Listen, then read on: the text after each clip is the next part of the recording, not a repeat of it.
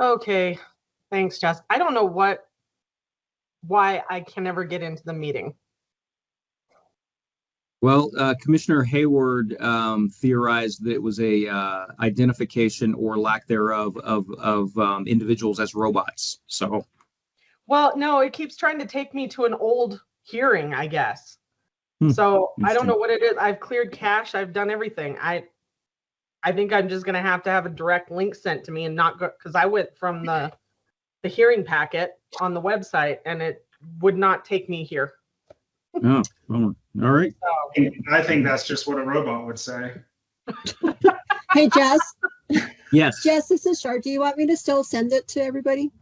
Yeah, if you please could, because I see when I look, is I know it's pretty common for several of our other commissioners. I don't see Mayor Williams or Sheila or several other commissioners. so I have to wonder if we wouldn't have better luck if we had county email addresses. Yeah. And maybe that's something we can chat about. That is definitely, that could help. When we email you, I know people have different systems they use on their personal systems, but when we email you the Outlook invite, which is what I just sent you, Chair Burton, does that tend to work when you get that Outlook invite and accept that Outlook invite? You go to the link in that Outlook invite and it should take you straight into the meeting. Well, I actually just went directly to the bottom of the email you sent that said join Teams. Right. That worked. Right. Yeah, So, that was an invite. Yeah, that email. Okay. So actually, you could just hold on to it as an email. Okay. Depending on whether you're using Outlook or not, that email will always give you a direct link. Okay. So apologize for that. And I think what our process needs to be is redundantly, the day of send out that send out that email, the link. Right. Yeah, because going back, you have to find it and then it doesn't work. And so I think just an update, accurate, that day would be great. All right. Well, we're a couple minutes past 4 o'clock. So let's, if we're all ready, let's jump right into the study session. Will do, Chair Burton. So this is for everyone on the meeting. This is Jess McNeely with staff. Is everyone seeing the study session agenda on the shared screen? Yes. Good to know. Yes. So, Chair Burton, just so you know, Vice Chair let us know he would not be attending this evening. Otherwise, I see Commissioners Sot Best, Larry Leslie.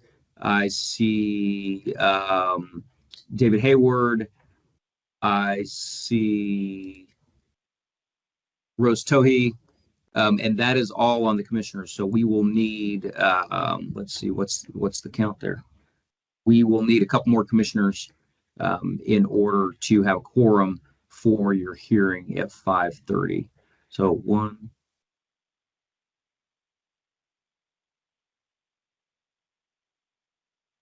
Yeah, we have 5. We need one more. As soon as we get one more, we will have a quorum.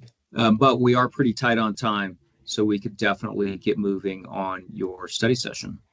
Would you like me to move on with the agenda, Chair Burton? Yes, please do. Will do. So we start off your study session agenda with a preview, quick preview of the items that we anticipate coming to you for public hearing next month. For your hearing on July 30th, 2025.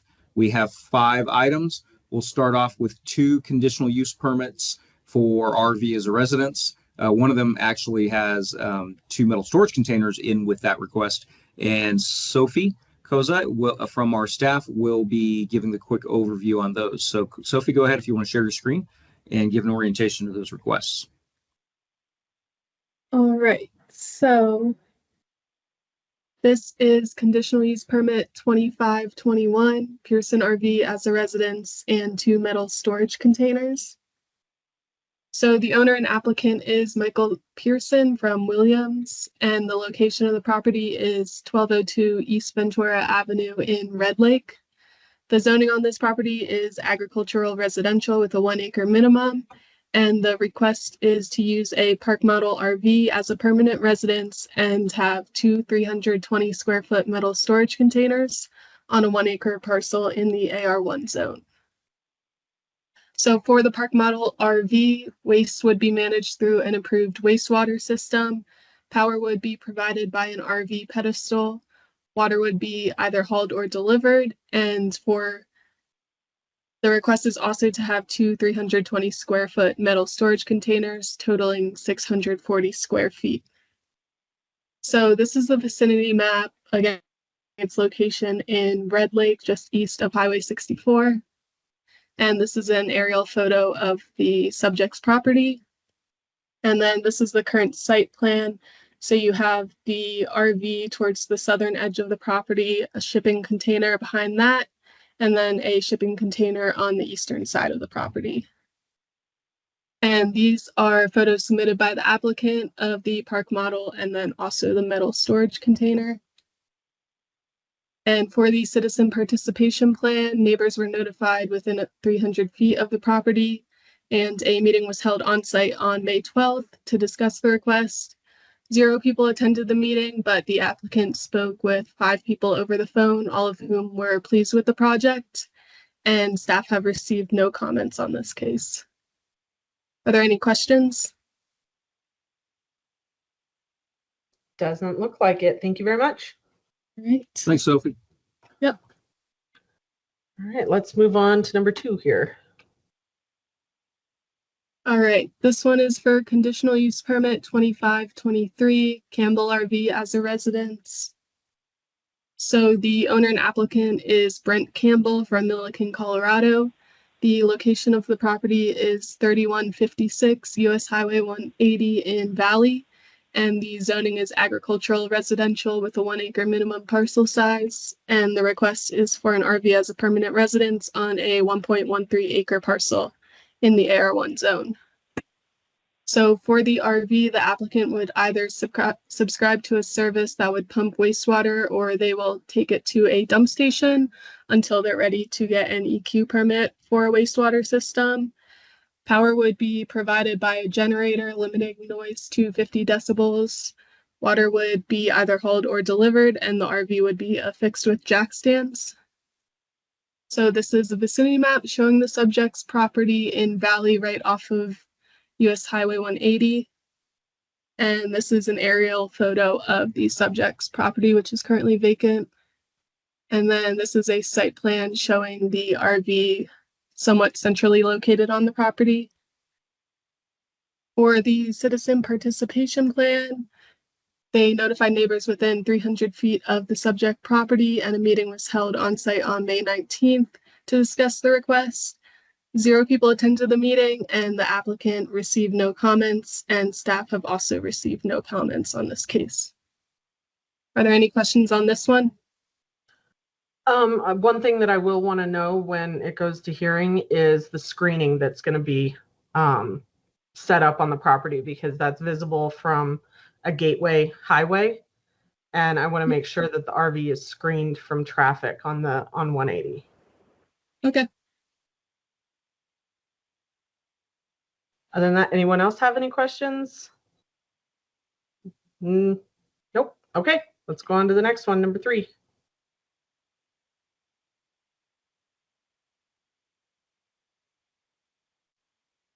Madam Chair, this is Zach Schwartz with planning staff, and this is case CUP 25022, the Castellani horse boarding conditional use permit. The property owner and applicant for the case is Ryan Castellani. The applicant's representative is Jordan Greenman from Phoenix, and the property is located at 22770 Fox Ranch Road. This parcel is 12 acres in size in the general zone, and this request is for the conditional use permit for horse boarding. Subject property, this is Highway 17, Foxborough Ranch over here, and to the southeast, the subject property is located in an area surrounded by other properties in the general zone. There are some RR zoned properties here, but this property also directly abuts Coconino National Forest to the north. Property is accessed from an exit. It's actually northwest of where the screen is ending here, but property is accessed through Fox Ranch Road off of an exit from Highway 17 and directly to this flag portion. So I'll just show the outline of the subject property here. So there is a house existing on the property, some horse stalls, and a large riding arena, as well as a parking and maneuvering area. And there's very few improvements on other properties in the vicinity, but this is part of a property that's not the subject property where there's some improvement, including a home. Here's the site plan. So the applicant's not actually proposing any new construction, just the horse stalls that exist here, the arena, there's a circular pen here, maneuvering area, house. And so the applicant's looking to board up to 12 horses in the existing horse stalls, and they would use those existing improvements that were shown on the property, and the owner would live on site. As far as citizen participation, there was some consternation about this case. In the citizen participation plan, 6 neighbors within the 500-foot notification radius had a number of concerns. Most of them echoed the same concerns, all from this list. They included road maintenance, traffic. I think 4 neighboring properties have a shared well and a well agreement with this property. And just so you know, the applicant proposes drilling a new well or hauling water related to this business. So the shared well wouldn't be part of this. There were concerns of aesthetics of parking for horse trailers and other vehicles on the property, manure management, which is actually pretty thoroughly prescribed in the zoning ordinance. Another concern was the potential for temporary events on the property, and the applicant's narrative notes that they're not looking to do any temporary events. Also, neighbors were just generally concerned with the established character of the neighborhood and were generally opposed to commercial uses in the neighborhood. So for this case, staff will analyze, of course, the comprehensive plan, which generally supports equestrian uses, the zoning ordinance requirements and allowances. So there are a number of requirements for animal management related to setbacks, manure management, that sort of thing.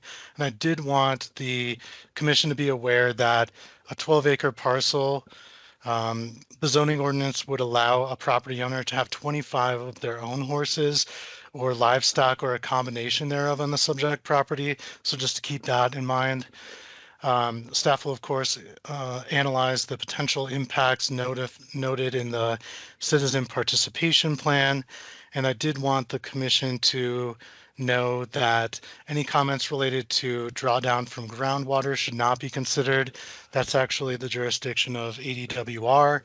And also the commission should not consider comments related to enforcement of any private agreements like the well agreement. And so with that, I'm happy to take any questions or comments on the case. Does anyone have any questions? I have one question. Are there any screening requirements in the code for parking in terms of fencing or anything like that? Commissioner Hayward, I would say that there aren't really any, but staff will take a look at, and I'll definitely include photos from the property and from neighboring properties. What can you see? What can't you see? We'll consider whether or not there should be something like landscaping or fencing there as well. If you would believe it. Because that is the road, that's the road that everyone else uses to access that subdivision, right? It's going right past So that riding arena. Am I still showing? Okay, so I believe I'm sharing. So Fox Ranch, there are some properties that access up here, but yeah, most of them. So there are 4 properties to the east here that are accessed through Fox Ranch. So yeah, they would drive right by. Yeah, okay. And what is that kind of parking area that's on the other side of the road? That little triangle. Yeah. Right. So the applicant doesn't identify that. I'm sure it's related to personal vehicles or, they've been doing agricultural uses on the property before. So it might be vehicles related to that as well. But I'll take So a look. there's already some level of kind of unscreened parking and vehicle storage kind of stuff there anyway. That I everyone's think you're right. Yeah, Mhm. okay. Thank you. Commissioner Leslie, you have a question? Yes, thank you. I just looking for some clarification because on the one of the supporting documents, it said that the zoning allows for 25 horses of the owners, 20 up to 25 horses or livestock of the owners. Is there anything that needs to be considered because these would be technically not the owner's livestock or horses? So Commissioner Leslie, absolutely. If the owner were to have 25 horses or livestock or a combination thereof on this property, it wouldn't be opened up to the public hearing process. But in this case, that's why we're doing that. And I think a lot of that has to do with increased traffic, possibly parking of vehicles like that, where you would need to take a look at the aesthetic of that and whether or not that's something that should be mitigated. Does that kind of answer your question? Yes, thank you. Hey, Commissioner Leslie, this is Jess McNeely with staff. Kind of what I was hearing you ask was the zoning ordinance limits livestock by acreage. I believe it's 3 on the first acre and 1 additional for each additional half acre. That's where you come up with that total number. So the total number is still limited by the zoning ordinance, regardless of who owns the livestock. That's what limits the total number. So if the applicant were to be approved and run a horse boarding operation on their property, the total number of horses they are boarding on their property now cuts into the total number of livestock that they are permitted under the zoning ordinance to have on their property. Does that help answer your question? Yes, sir. Thank you for that. Okay, thanks. Commissioner Tohi? Thank you. The only question I had was, is this a new business or was there something similar in the area on this property before? So Commissioner Tohi, in reading through some of the citizen participation comments, it sounded like this sort of use may have existed on the property before, to be honest with you. And it's not something where there was any official approval of that. I know that there was, it seemed as if by reading through that the neighbors had come together and just kind of had handshake deals like, oh, that's okay to do, but technically it required the conditional use permit process. So hopefully that answers your question. Thank you. Any more questions? Not seeing any. So let's go on to number 4.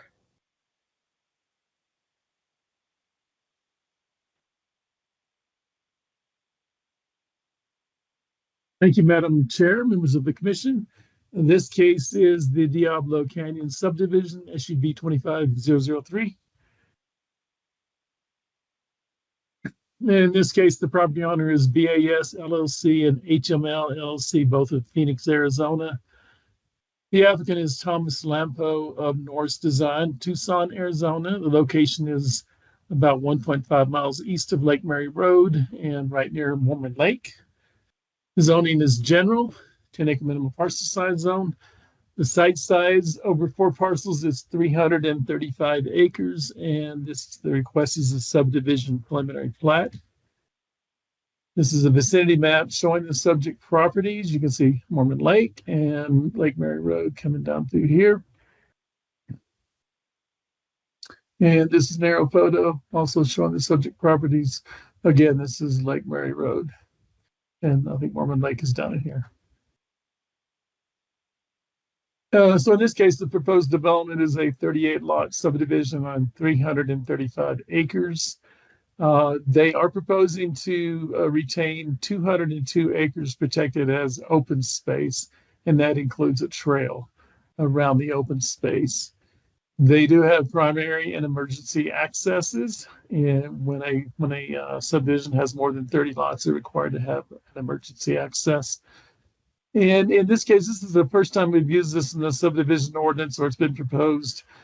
But it allows for both lot size reduction and bonus densities, density bonuses, excuse me, without a zone change. And in this case, they are requesting up to a 75% lot reduction, and that's by clustering.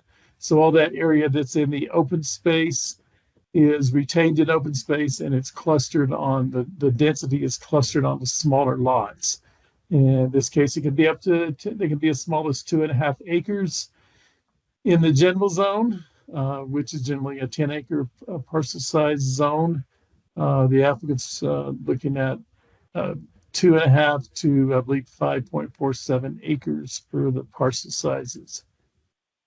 They also can get 15% density bonus by providing additional open space, and also by providing privately maintained roads. And in this case, they get 5 extra parcels because of that, 5 extra lots. This is actually the open space map. It was the easiest one to read, so I kept it on here.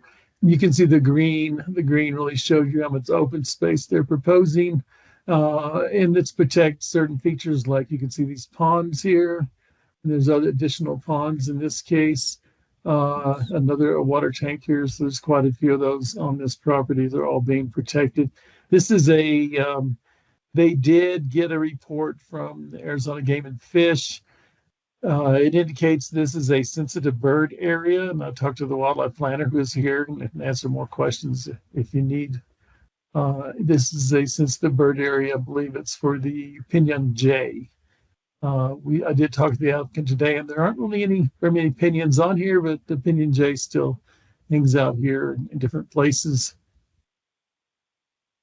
You can also see on this map, you can see the primary access coming in from Lake Mary Road, and out back is the emergency access. They have worked with the Forest Service on that and got permits already for both of those. This back access is not a normal road, but it's open to the public, so it would be closed off and only be open in the case of an emergency. And with that, I'll take any questions from the commission. Does anyone have any questions? Not seeing any. All right, let's go on to number 5. Thanks, Madam Chair.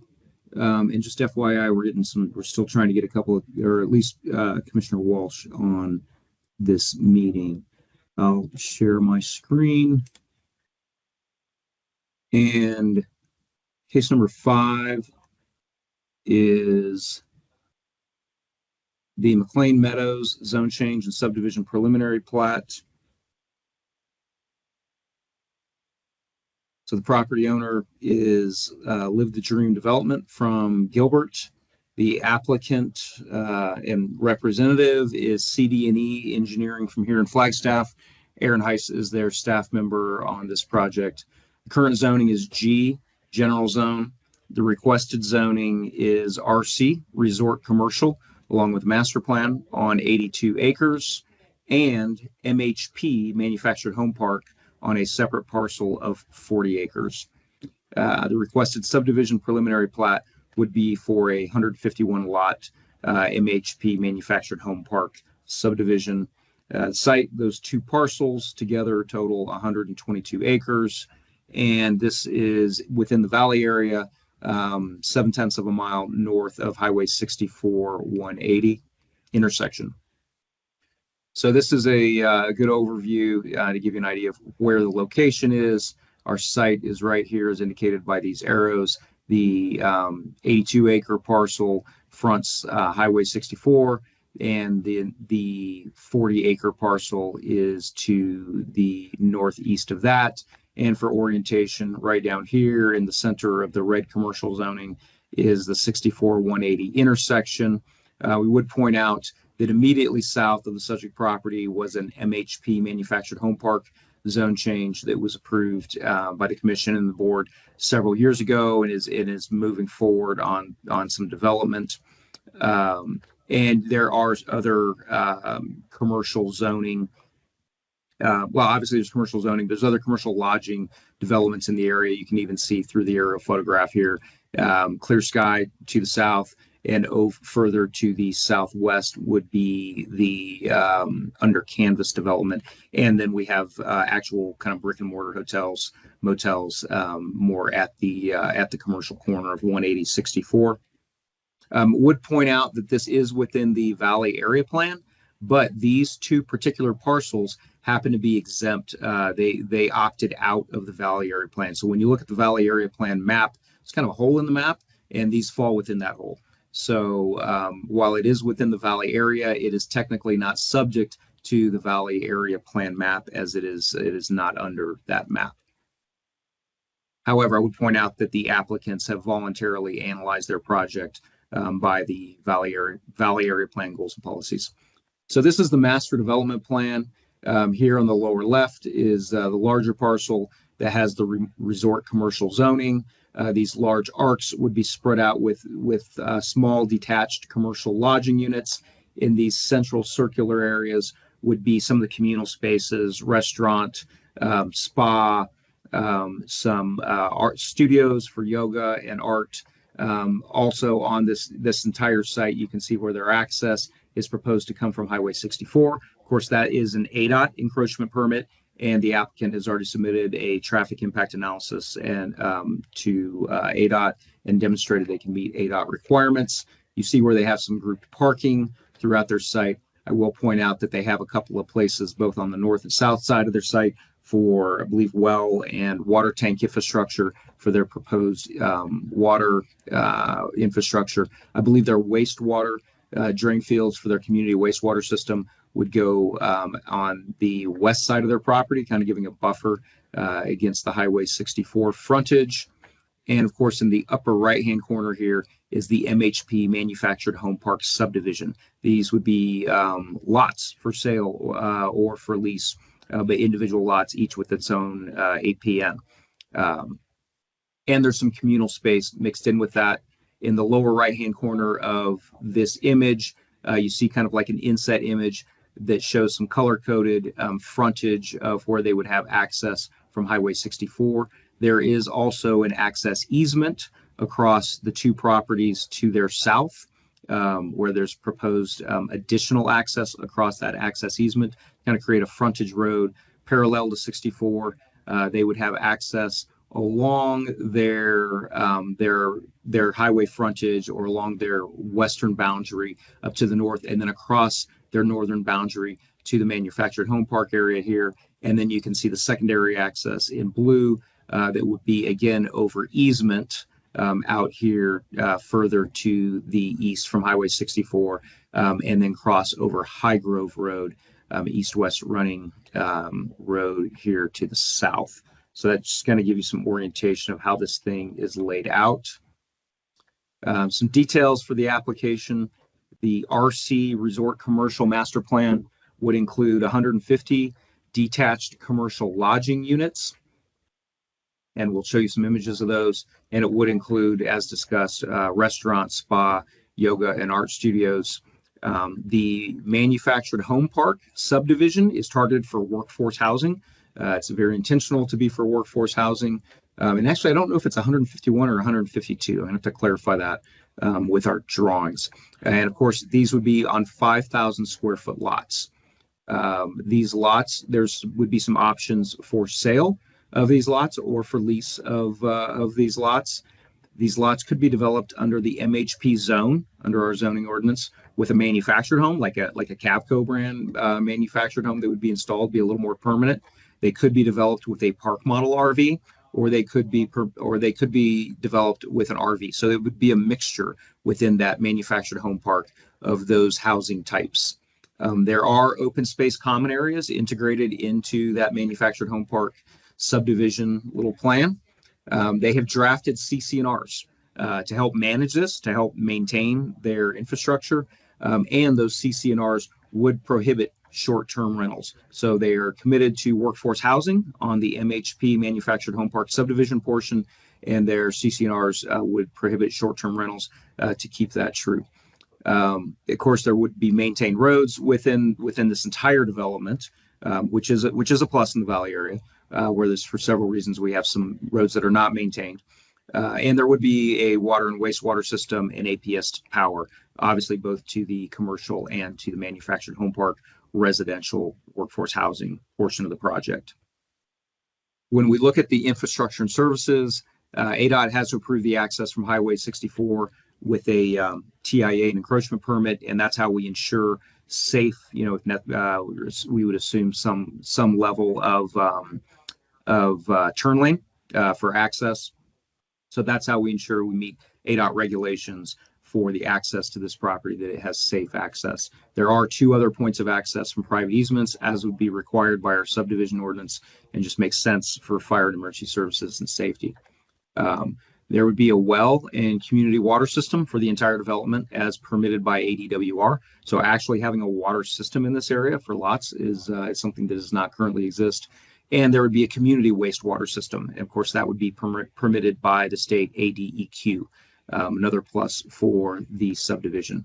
And the applicant in their narrative has committed to a fire district creation. There is a push underway from High Country Fire Chief Robert Trotter to create a fire district on his own. He's trying to get some state legislation pushed through to create a fire district in the area in general. If that doesn't push through, then if that doesn't get created, as we all know, there's a need for a fire district in the Valley area and any area that doesn't currently have a fire district. Then the applicant has committed to creating their own fire district as a part of their subdivision, where they would become a taxing entity, taxing to each one of the lots within the subdivision to fund this fire district. And the fire district then could probably contract out service, most likely to High Country Fire, as High Country Fire does that service for some other similar subdivisions which have a fire district, a taxing entity, but do not have their own fire department. They contract with fire departments such as High Country. If a fire district is created, then contiguous properties could join.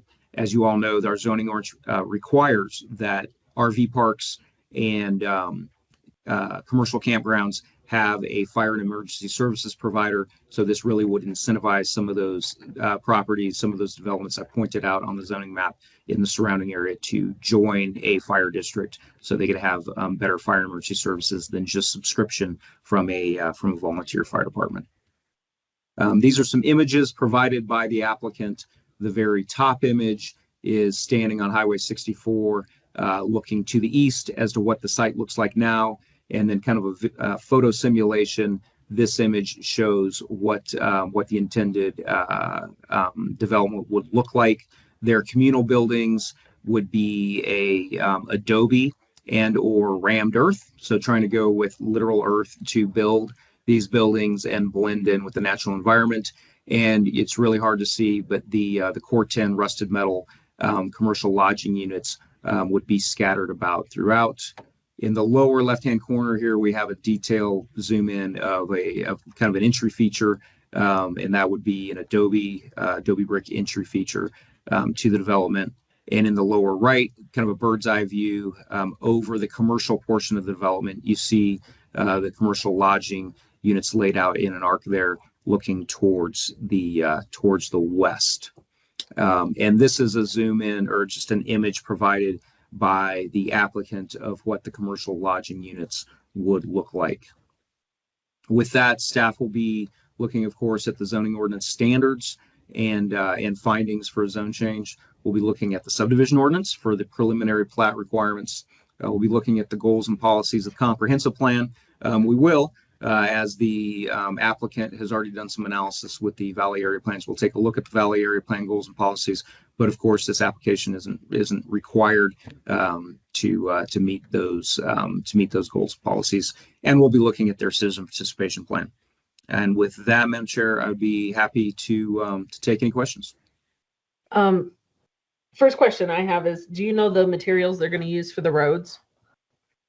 So for the roads, the intent at this time is to seek a paving waiver have some form of compacted gravel, compacted AB that they would be maintaining as their internal circulation roads. Okay. Commissioner Best, do you have a question? I do. Let me first say, since we're talking gravel, it's still available. It used to be that asphalt millings were hardly any more than gravel. And asphalt millings are great. They lock up and become pretty hard over time. Asphalt millings are just road that has been dug up and ground up, so it's still got some tar in it. So you might suggest that to the applicant. I don't know about the availability these days, but you can lay that stuff, wait a while, spray it with some tar, and it looks like a road for the cost of gravel. You said the words workforce housing. So in our new comprehensive plan, we follow the city and we define housing 3 ways. Workforce housing is housing that is subsidized so that you only pay no more than 30% of the median income for housing. Attainable housing is housing on the open market, and employee housing is housing through an employer. So my guess is what you wanted to say was attainable housing focused on local employees. Is that true? Or do I have it wrong? So, Commissioner Best, that would be a good way of putting it, but I believe you have that. I believe you have that wrong.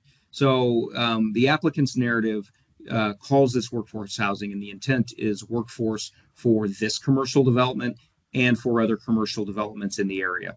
And they even foresee a method or a model where maybe some of the other commercial operators in this area, really all the way up to Tucson and including the Grand Canyon, could purchase a lot or lots for them to house their workforce. So the target here is workforce housing, and by putting in the CC&Rs that these lots cannot be short-term rented, that should help with keeping it as workforce housing. I believe the definitions you're thinking of, workforce housing is housing that is targeted towards workforce or is literally built by a commercial entity that is providing that housing to their workforce. Think of the old mining town where the miners live in the mines owned housing. It's the affordable, capital A affordable housing that you were thinking of that is restricted, that is most typically subsidized because it is restricted to income qualifying people, and the limit on the rent is 30% of their income, and there's the ratios then that come in with area median income.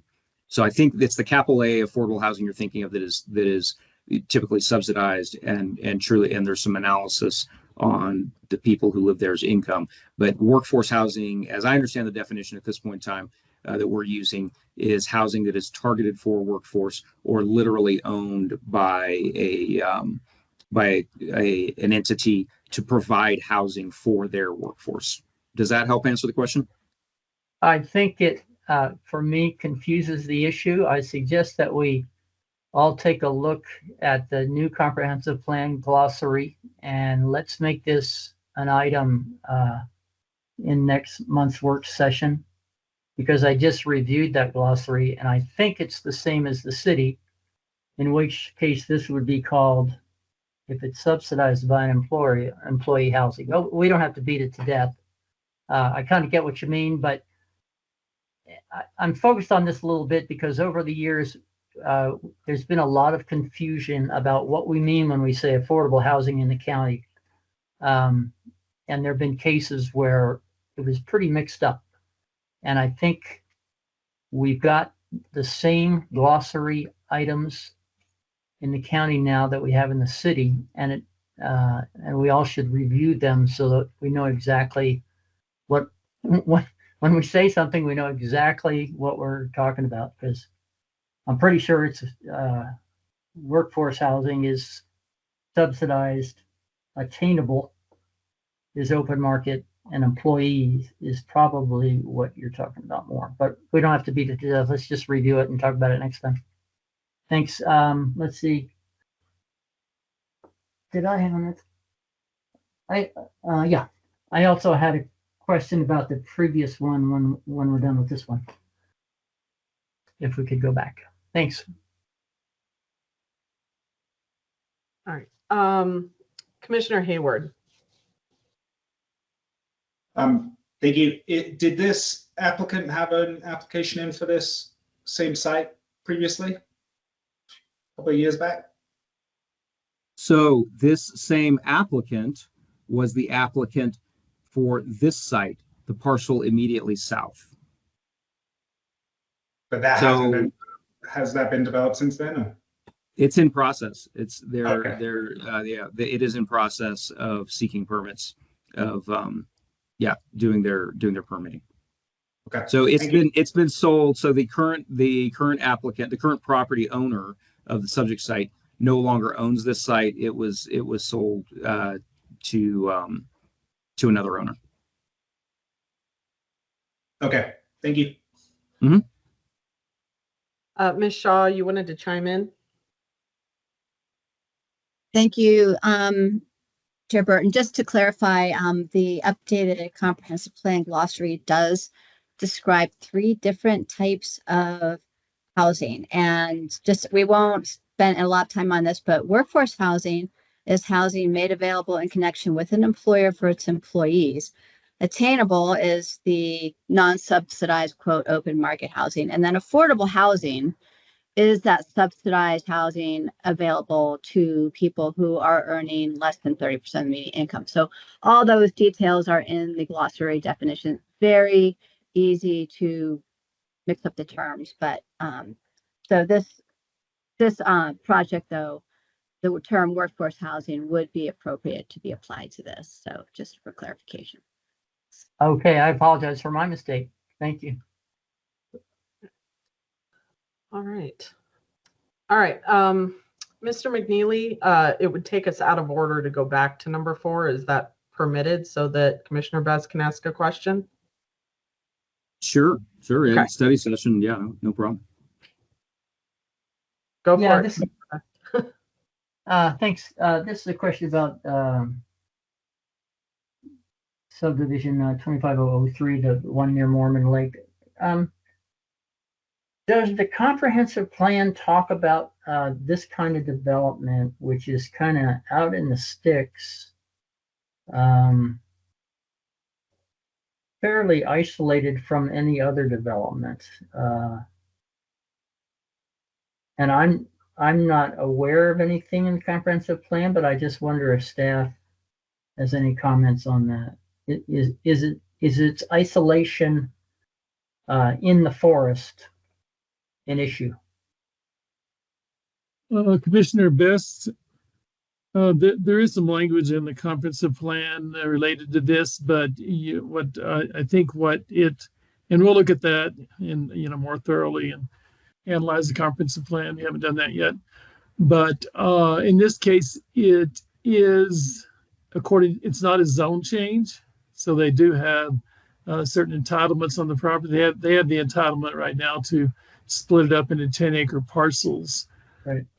So I think that would be supported by the comprehensive plan, especially because the clustering is definitely supported by the comprehensive plan, and obviously encouraged. There's there's a lot of support for that there. So, but we'll do a more thorough analysis of that before we come to you next month.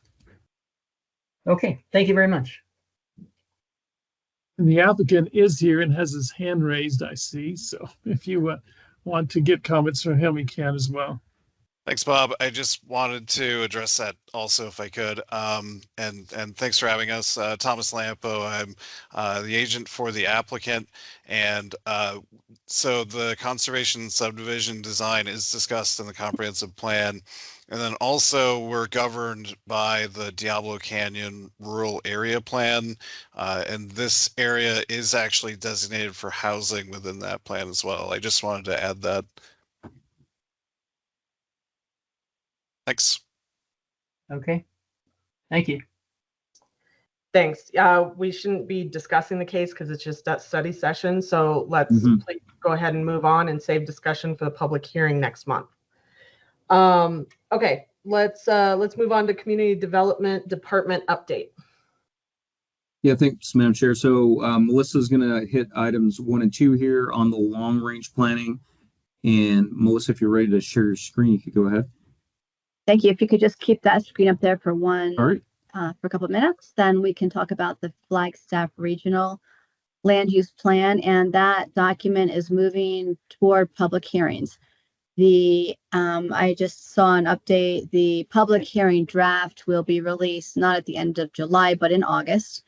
And there are some identified public hearing dates for that. So the city's Planning and Zoning Commission will have what's called a citizen review session on August 27th. Then they, by their city code, will have 2 public hearings on the regional plan. One will be September 10th and the second September 24th at 4 p.m. So that is the city's Planning and Zoning Commission action on the Flagstaff Regional Plan. And then depending on the city commission's recommendation on the regional plan, it is set for the city council public hearing on October 9th. So you can see those dates in front of you. For the county, public hearings with the Planning and Zoning Commission and Board of Supervisors are expected to take place after the comprehensive plan is adopted. So we can pause there for a second. I'm happy to answer questions on that schedule.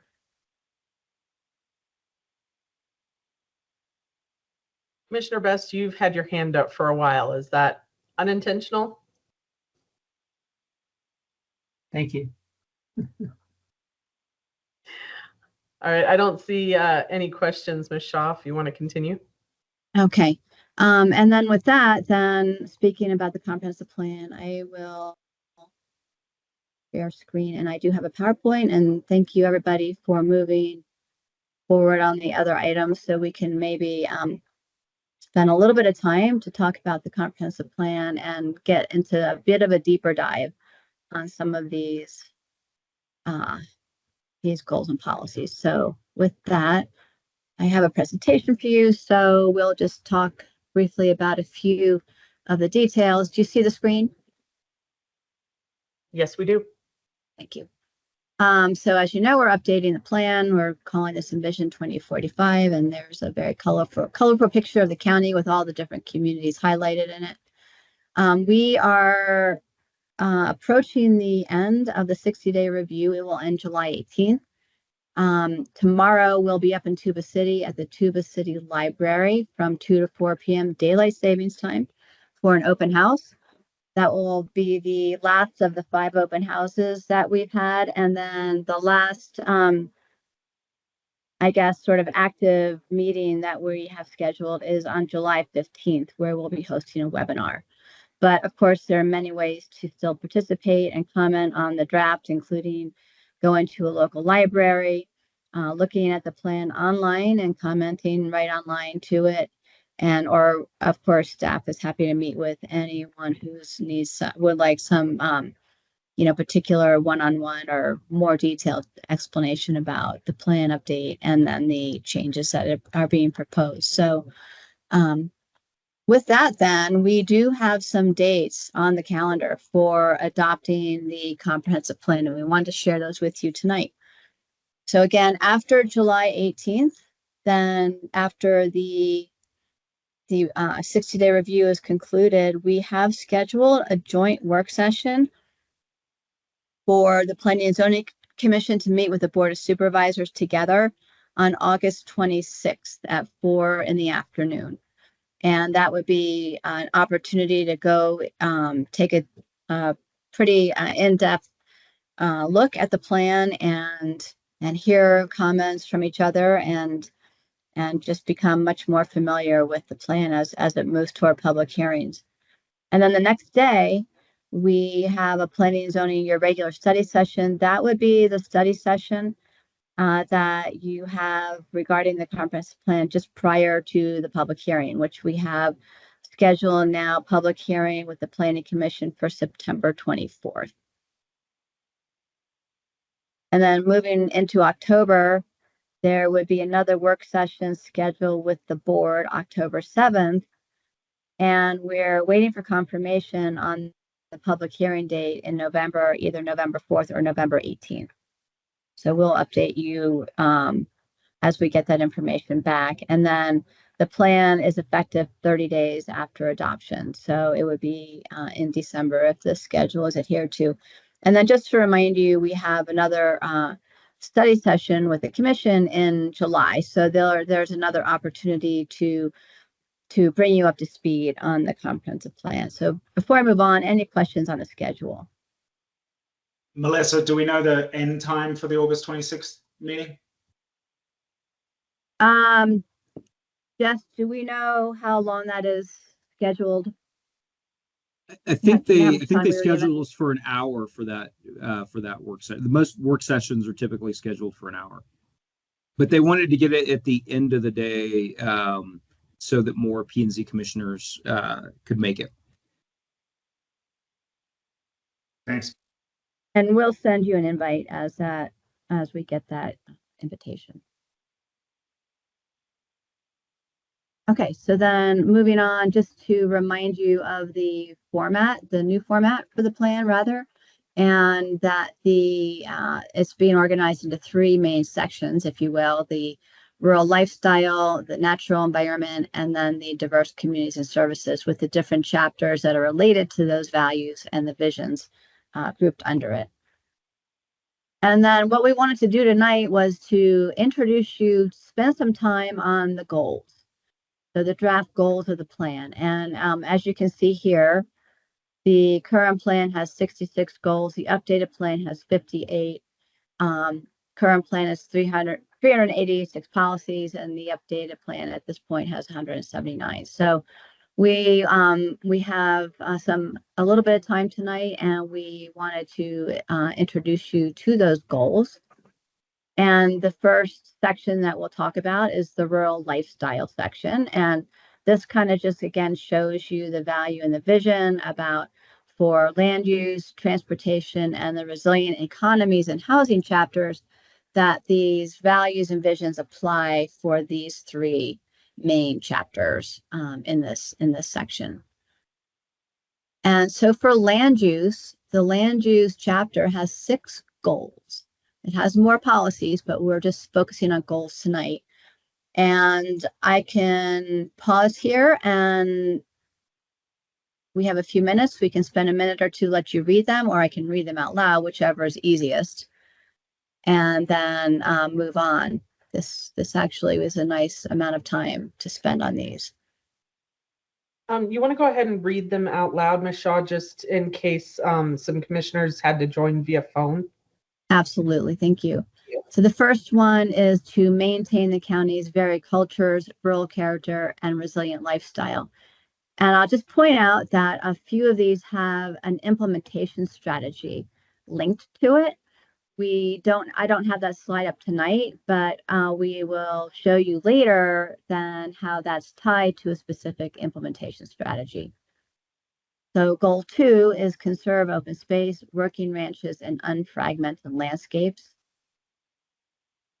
Goal 3, support commercial development that is compatible with the natural environment and the character of the community, and is conveniently located to create self-sustaining, walkable communities and vibrant rural centers. Goal 4, industrial development promotes sustainable employment and economic vitality, and is cited with access to multimodal transportation and services. Goal 5, avoid developing land uses that are incompatible with aggregate sources and mining operations near those operations. It looks like there's some redundant words there. And goal six, finally, coordinate and actively fund new growth, development, and capital improvement projects. And remember then the policies that are associated with each of these goals provide a lot more detail as to how those would be implemented. Chair Burton, would you like me to pause after each chapter or just go through them and take questions at the end? For the interest of time, let's just go ahead and go through them, and the commissioners can make notes of questions if they have any. Thank you. So the second chapter is circulation transportation. Again, 6 goals in this chapter. Number 1, design, maintain, and manage a circulation network and transportation infrastructure that is safe, efficient, and complementary to local communities and minimizes impacts to the environment.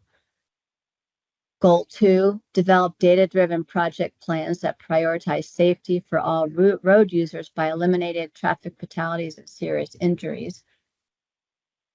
Goal 3, explore opportunities for increasing air service for residents, tourism, and freight while minimizing the impacts on surrounding communities and the natural environment.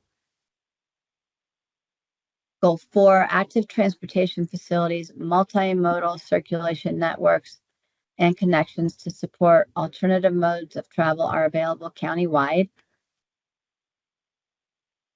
Goal 5, maximize the efficiency and sustainability of transportation infrastructure investments through strategic allocation of funding, prioritizing projects that enhance accessibility for all residents, reduce environmental impacts, and promote economic growth while maintaining fiscal responsibility. And Goal 6, improve rural and regional transit service opportunities. And then the last chapter in the section is resilient economies and housing. There are 8 goals. Number 1, create a resilient and vibrant economy that supports diverse county communities by fostering long-term economic growth and a robust environment for businesses. Number 2, grow and advance the workforce of the present and the future to support a resilient economy and quality of life. Number 3, infrastructure is improved to enhance and promote an environment that will support, retain, and attract business. Number 4, diversify and promote emerging business opportunities, including home-based and remote employment opportunities. Number 5, tourism and recreation attractions are leveraged to enhance the coordination and delivery of experiences for visitors and to promote a respectful tourism culture countywide. Number 6, recognize that economic development supports the economic value of natural systems and is compatible with and/or improves the natural environment. Number 7, create a range of economic opportunities to support ranch land and working landscapes that preserve open space for future generations. And number 8, a wide range of housing choices is available to all county residents.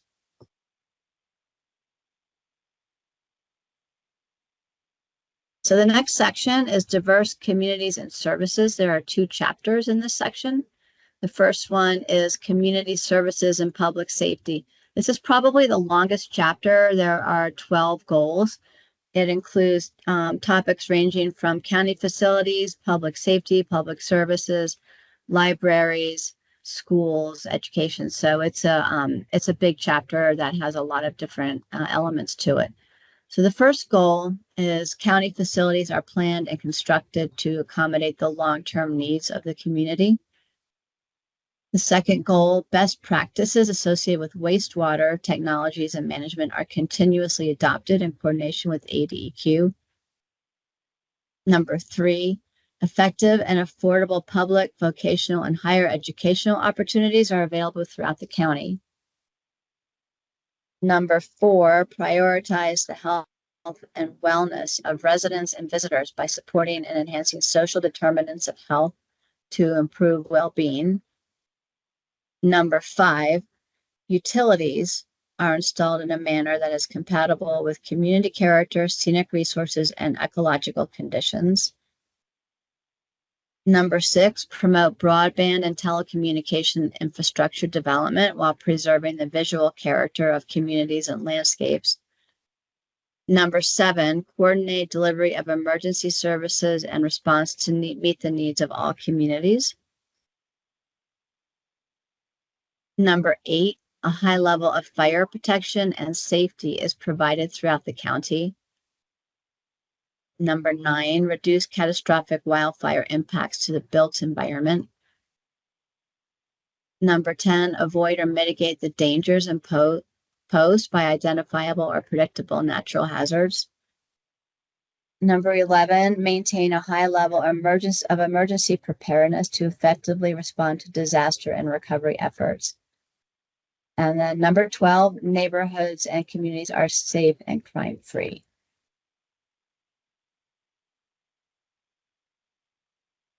The next chapter is diverse cultures and community character. There are 6 goals. Number 1, develop well-designed communities that promote unique, multicultural, and resilient rural character. Number 2, preserve defining environmental characteristics of the county, such as natural, quiet, dark skies, and scenic viewsheds and resources. Number 3, opportunities for communities to gather, connect, communicate, and work toward common goals are encouraged and facilitated. Number 4, the county's historical, cultural, and architectural heritage is protected and conserved. Number 5, impacts to all people and cultures are considered in land use decisions. Number 6, ensure fairness and equity in providing for the housing, services, health, safety, and livelihood needs of all citizens and groups across Coconino County. And the next and final section is stewards of natural environment. And there are 7 natural environment chapter goals. Number 1, watersheds within Coconino County and adjacent lands are healthy and actively functioning. Number 2, protect the functionality and resiliency of the natural environment with special attention to environmentally sensitive features. Number 3, conserve wildlife and their habitats and movement corridors. Number 4, conserve and restore native plant communities while controlling populations of invasive and noxious weeds through prevention and environmentally responsible eradication. Number 5, promote healthy forests by restoring the forest ecosystems. Number 6, soil resources are protected and soil conservation practices are improved. And number 7, maintain and improve the county's good air quality to protect public health, scenic views, and dark skies. The Parks, Open Space, Trails, and Recreation chapter has 4 goals.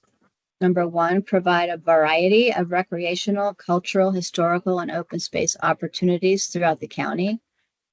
Number 2, conserve and manage ecologically sensitive and valuable areas that support the protection of public and private lands that preserve open space, wildlife corridors, and habitat, and that provide recreation and environmental value.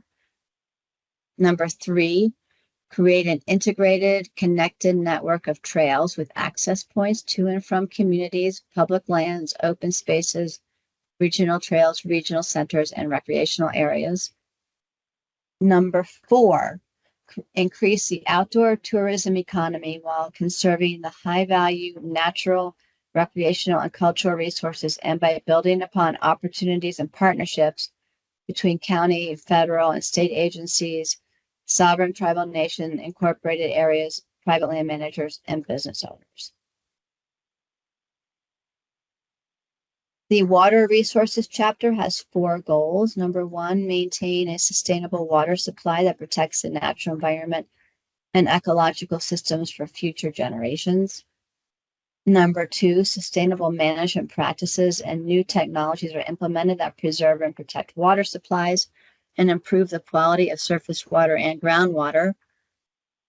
Number 3, access to information about water supply and security and new and emergency water conservation technology is equitably available to all residents, water providers, and water districts.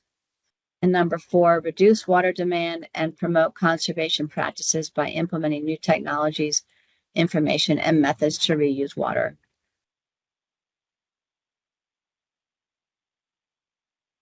And in the sustainability, resilience, energy, and climate chapter, there are 5 goals.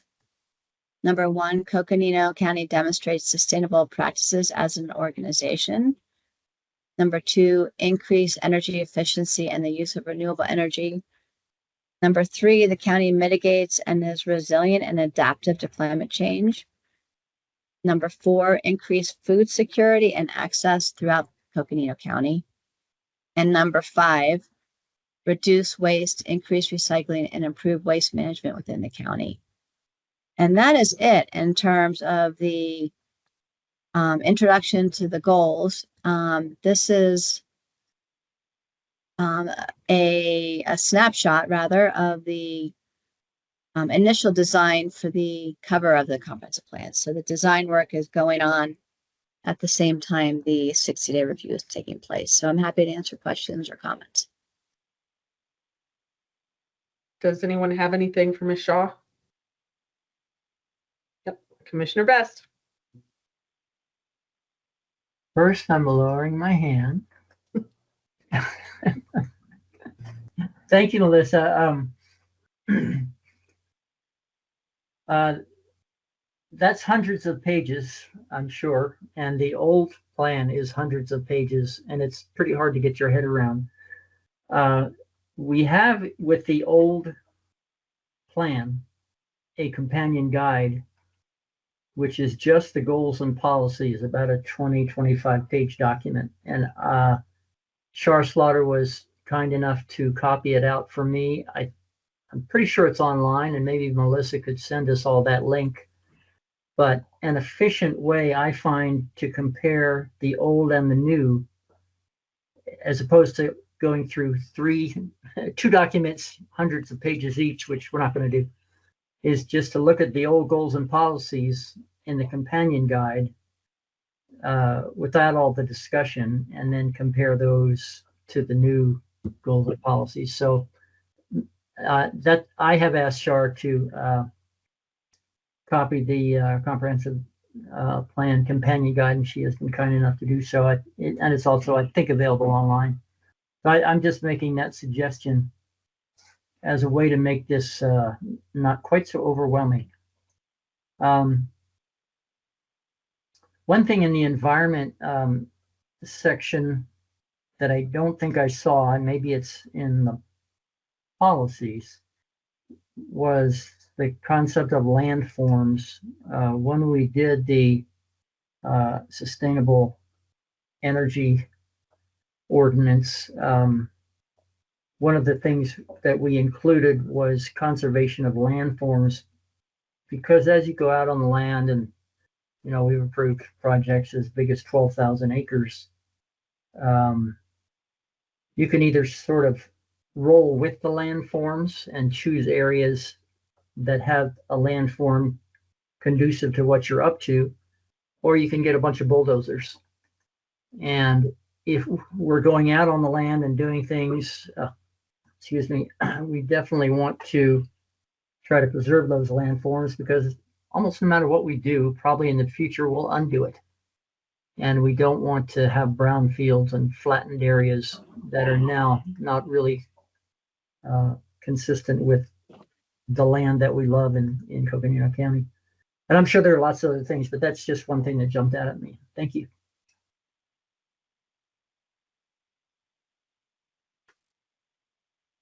Any other questions or comments for Ms. Shaw? All right, I'm not seeing any, so do we want to go ahead and move on?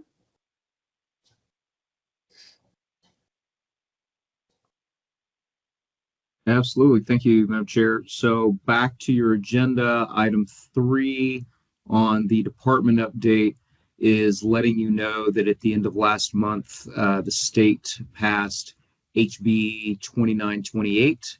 And in a nutshell, it requires counties to update our zoning ordinances, increasing the number of accessory dwelling units permitted in single-family residential zoning districts, really our county was way ahead of a lot of other counties in that we already did permit by right accessory dwelling units in all of our single family residential zoning districts. This will require us to update our zoning ordinance to allow more of them.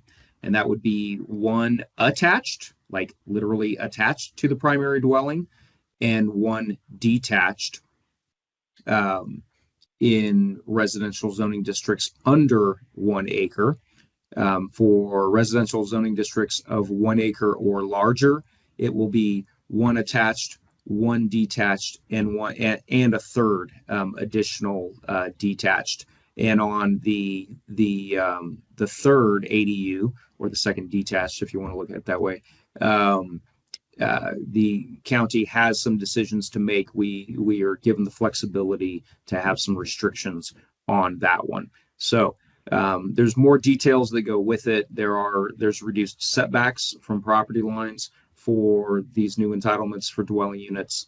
There's also a ratio of size of these accessory dwelling units in relation to the primary dwelling, and then a cap on size. Similar things to what we already have in our zoning ordinance, so we are used to administering that. Of course, accessory dwelling units don't come to you all as a planning and zoning commission because they've been permitted by right for quite some time in the county. Wanted to let you know that we have a deadline of January 1st to get our zoning ordinance updated. So we really anticipate, as we wrap up the comp plan, and Melissa took you through that schedule, we will be jumping into this zoning ordinance update. If we can hit a couple other cleanup items in our zoning ordinance while we're doing that, we will. But we do have this deadline from the state on the ADU portion. Any questions, Chair Burton or commissioners, on this item, the passage of HB 2928? I'm assuming those will come back to us for, approval, and then go to the board for adoption. Okay. Yeah. Absolutely. They'll come back to you, but we would like to, when we have the opportunity in study sessions, to get you oriented to where staff's going, get your input on it, and get some recommendations. There's some things that there's no flexibility on. That's that makes it easier. But we will have to update our zoning ordinance to be in conformance with state statute. There's a couple of things there is some flexibility on, and those are the things we will be engaging with you all on your study sessions to get a recommendation to bring to you in a public hearing that you can make an official recommendation that will go to the board for their approval. Okay. Sounds good. Does anyone else have any questions on that item? All right. I'm not seeing any. Board of Supervisors update. All right. Well, just a couple weeks ago, we did a work session with the Board of Supervisors on the comprehensive plan, much of what Melissa was just taking you through. A lot of positive reception, and they had one emphatic ask or direction. Melissa just reminded me of what their direction was. Their direction was get it done, and otherwise they were pretty happy with the process for updating the comprehensive plan. Any questions on that work session? All right, I'm not seeing any, so let's move on to Commission and Staff Roundtable. Does anyone have anything for Roundtable? If not, we'll take a 15-minute break.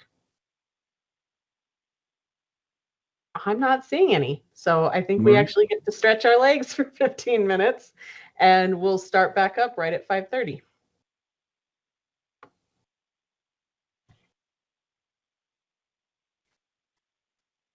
Okay, well, it is 5:30, so let's go ahead and get started.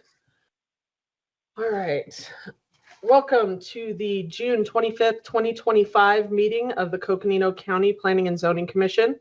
Cases will be heard in the order they appear on the agenda. Following the staff presentation, the applicant and/or the applicant's representative may address the commission. As an applicant, if you agree with the staff report and have no additional information, please feel free to keep your comments brief. Any relevant comments are welcome. Following the applicant's presentation, I'll make a call to the public. If you wish to address the case, please state your name and address. We ask that your comments be limited to 3 minutes or less. Comments must be relevant to the case.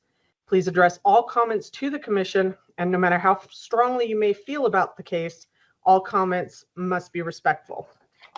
After all interested public have spoken, the public comment portion will be closed. Discussion will then take place amongst commissioners. Decisions of this commission regarding any zone change or preliminary subdivision plat approval are referred to the Board of Supervisors as a recommendation. All other case decisions are binding unless appealed to the Board of Supervisors. If you disagree with the commission's decision, you have 15 days to appeal. Please contact the Community Development Office for appeal procedures. Due to the virtual nature of this meeting, I will be doing a roll call vote of the commissioners to ensure accuracy for the record. We ask that you please mute your speakers and turn off your camera. Additionally, the message function of this platform is for communicating technical difficulties only. It is not for case discussion. Thank you for joining us this evening and actively participating in our county planning. So, Mr. McNeely, first item on the agenda is the Pledge of Allegiance. Would you please lead us? Will do, Madam Chair.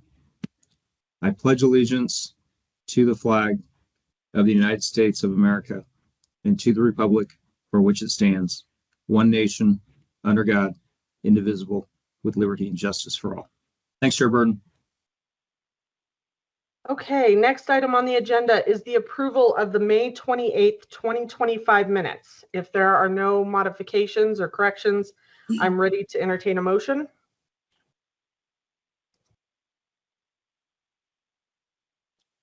Anybody? Madam Chair, I move that we approve the minutes of May 25th. Okay. I will second. All right. So we have a motion to approve by Commissioner Best and a second by Commissioner Leslie. All those in favor, Commissioner Tohi. Aye. Commissioner Williams. Aye. Commissioner Best. Aye. Commissioner Leslie. Aye. Commissioner Hayward. Abstain. And this is Chair Burton. I also vote aye. Passes. Third item on the agenda is a call to the public for items not on the agenda. Is there anyone in the public who wishes to address the commission for items not on the agenda? Seeing none, this brings us to the public hearing portion of the evening. So let's jump into case number one. It's CUP 2518. A conditional use permit for a 150-foot wireless telecommunication facility. Staff, please proceed. Thank you, Madam Chair. This is Zach Schwartz with Planning and Zoning staff, and this is case CUP 25018, the Loop Road Wireless Telecommunications Facility. For this case, the property owner is Blackheart Logistics. The applicant is Tom Johnson out of Rancho Mission Viejo, California. Property is located at 7270 Loop Road in the Donny Park area. And the subject property is 3.27 acres. It's in the heavy industrial zone. And this request is for a 150-foot cell tower, monopole, sorry. This is a vicinity map. So here is Townsend-Winona Road, and here is Loop Road heading north. Everything that you're seeing in the AR 2.5, that's residential zoning. But here is a large area of heavy industrial zoning just north of that where the subject property lies. Subject property lies right on Loop Road, and I just wanted to show you the vicinity map here with an aerial photo of all the other heavy industrial uses in the area. So the subject property itself, it's used as a tow yard. There's auto salvage yard here, bulk propane sales here, a trust company here, solar manufacturing here, and then a FedEx trucking yard here. For some details on the request, this is a 150-foot monopole tower. It includes equipment cabinets and a backup power generator within a 60 by 60 fenced lease area on the subject property. The fence would be chain link, and this tower is designed to fail within the subject property. Here's a site plan. So off of Loop Road, this is Roosevelt Drive. So the applicant would use Roosevelt Drive and then through a gate on the subject property, they would develop a 30-foot wide gravel access driveway to the 60 by 60 lease area site. The parcel boundaries I'll just go over with my cursor here.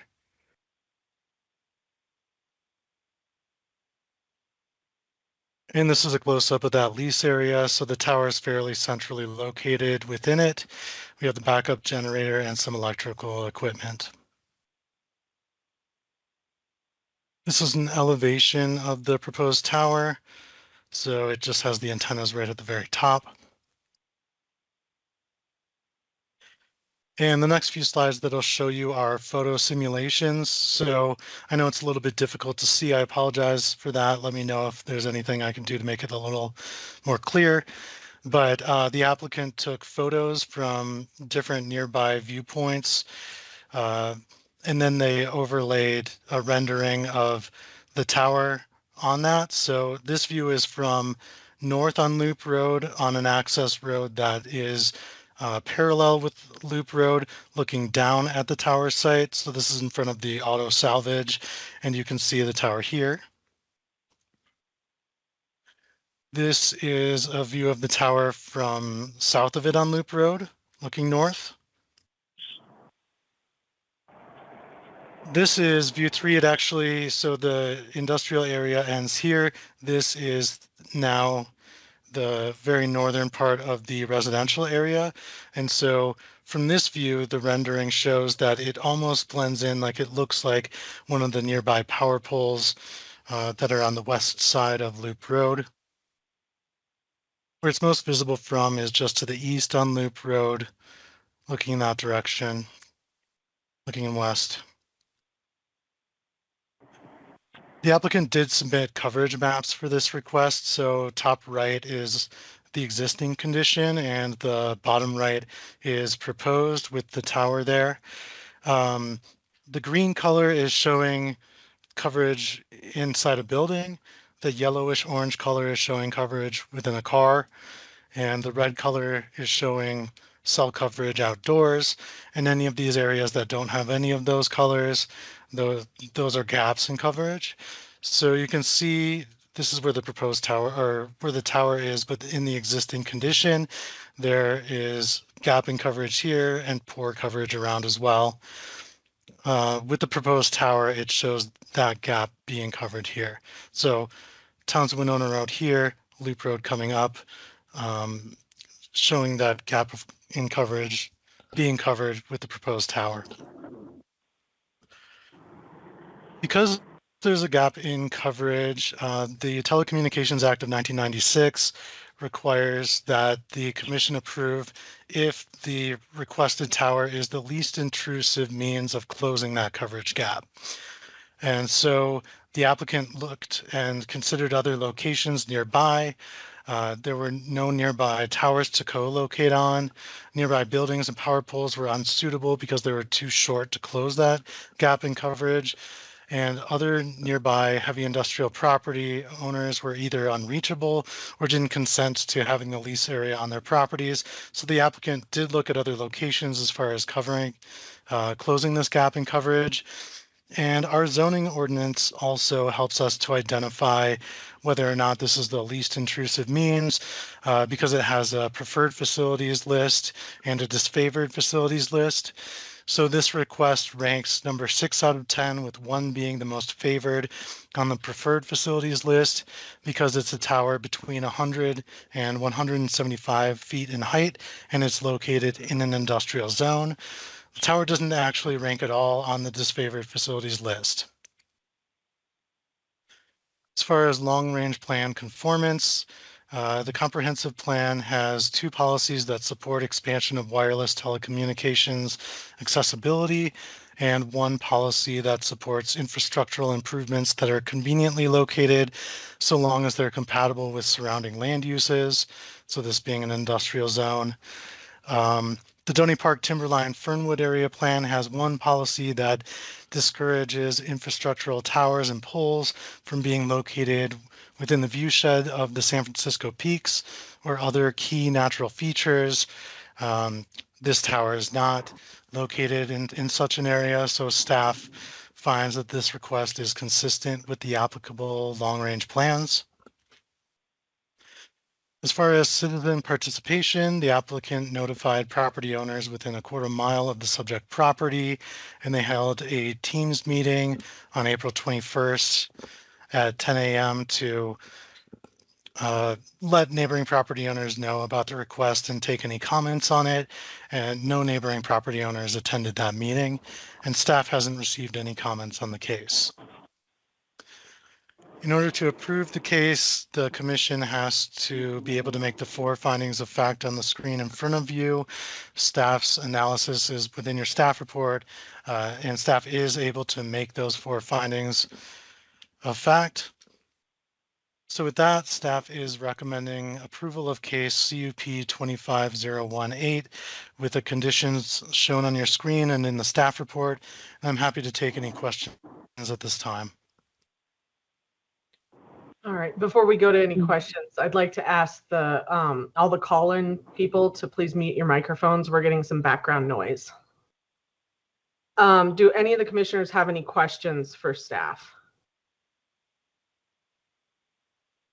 I'm not seeing any. Does the applicant or their representative wish to address the commission?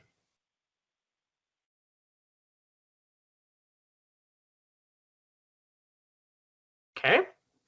Does anyone in the public wish to comment on this case? Not seeing any, so we'll close it to public comment, open to commission discussion. Do any of the commissioners have anything they need to discuss on this, or are we ready for a motion?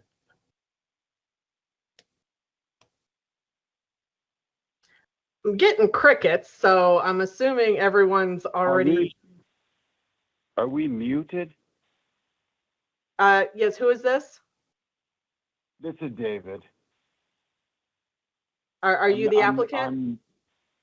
No, I'm for a different case. Okay, yeah, please mute your microphones until public comment for the case you're interested in comes up. Okay, thank you. All right. Okay. Is everybody on board? Are all the commissioners on board with this case? If so, then I would take a motion for approval and a second. This is Commissioner Hayward. I'll make a motion for approval. I'll second. Okay, so that was a motion by Commissioner Hayward, and that sounded like Commissioner Williams with a second? Correct. All right, all those in favor, Commissioner Towhee. Aye. Commissioner Williams. Aye. Commissioner Best. Aye.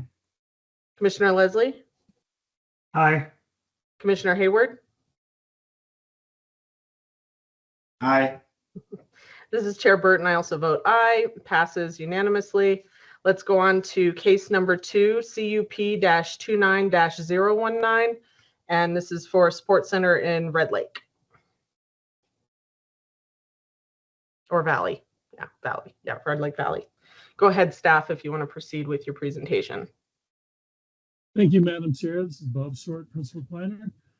This case is the Gadwood Cottage Industry, CUP 2519. And in this case, the property owner is GC Support Center, LLC of Leawood, Kansas. The applicant is Dan Gadwood of Overland Park, Kansas.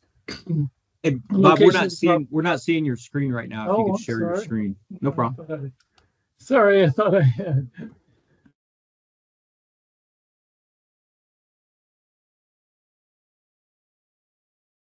All right, here we go. Sorry about that.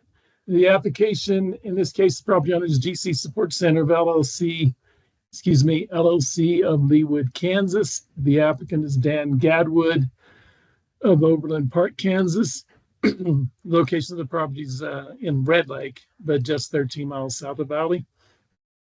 Zoning is general with the 10-acre minimum parcel size. The parcel size is 12 acres, and this is the request for a cottage industry. It's a center to support a business at the Grand Canyon. This is a vicinity map showing the subject property. As you can see, it's in the Red Lake area, right off of right between the Highway 64 and the railroad, Grand Canyon Railroad.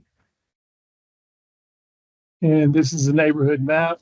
And I wanted to show the commission that, so basically the access Blythe Station Road comes up of 64 right here and goes to the subject property. This entire area right here, there is no one living here except for the applicant who has constructed a house here at this point. It's not quite C of O'd yet, but it is in the process. There are other houses. There are houses down this area. There's some occupied lots down in here, but they come in from a different direction. They come in off of Ravenwood Road. So there's no way to get between these two. This road ends right here at this property. So it is a pretty empty area. This is an aerial photo showing the site plan and the subject property. So here's again Blythe Station Road, the access to it. This is the house on the property, and this is a driveway area, circulation area with parking over here.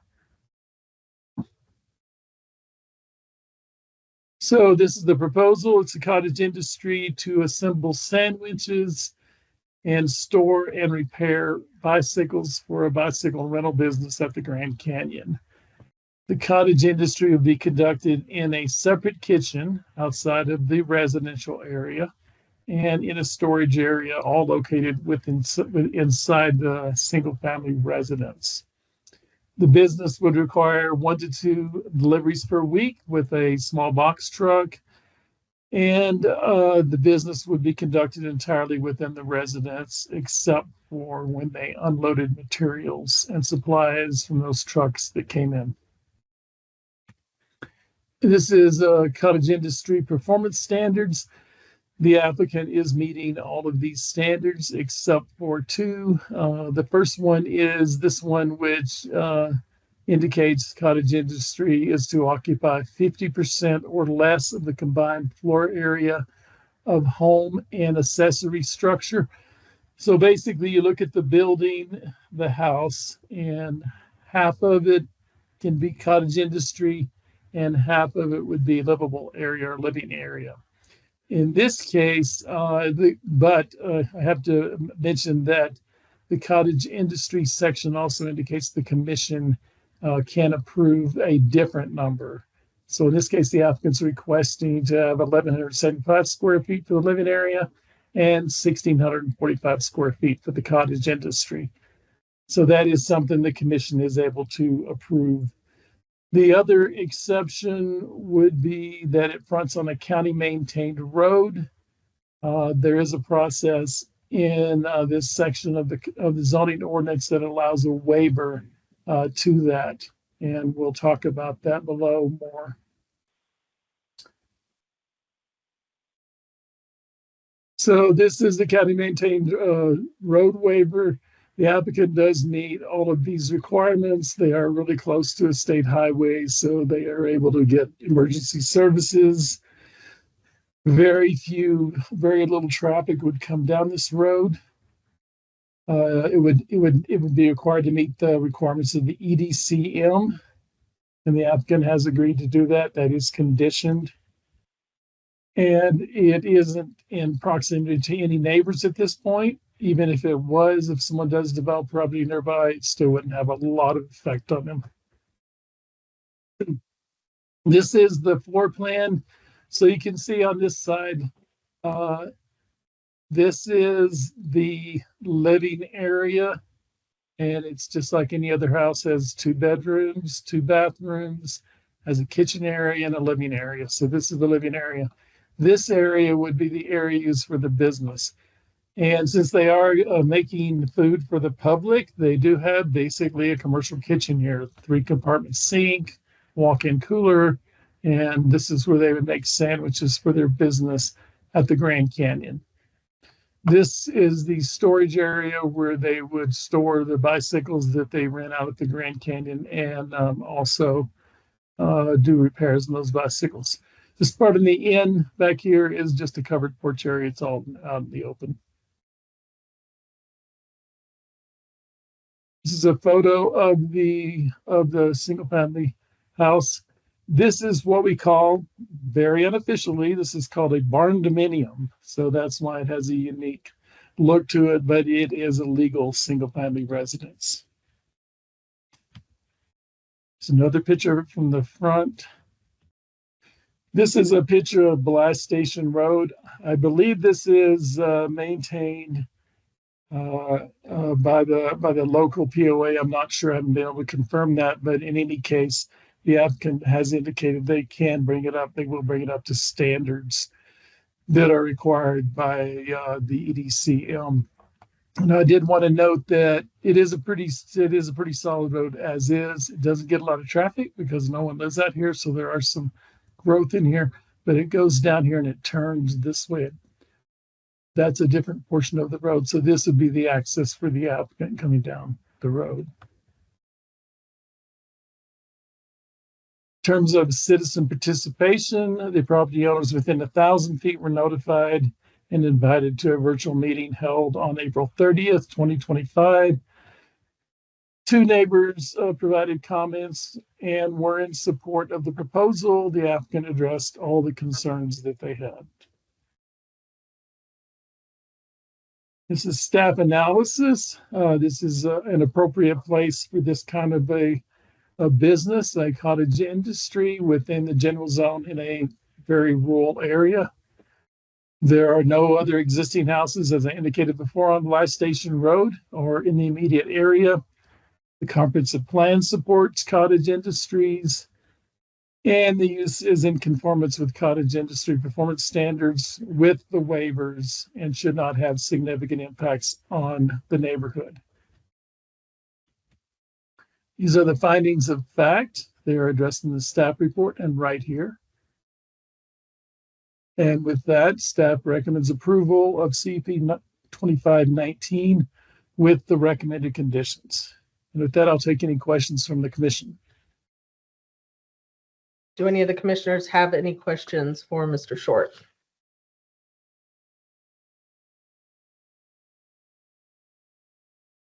Okay, I'm not seeing any.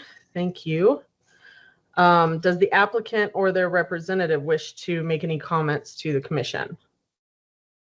The only thing I would let the commission know is that we are on a 20-year lease up at the Grand Canyon. So this is something we're in for the long haul and look forward to working with the county on any issues we may have or that may arise. Thank you. Can you also please state your name and address for the record? Dan Gadwood. I'm going to give the business address 6720 West 123rd, Overland Park, Kansas, 66209. Okay. Thank you very much. Is there anyone in the public who wishes to address the commission on this case?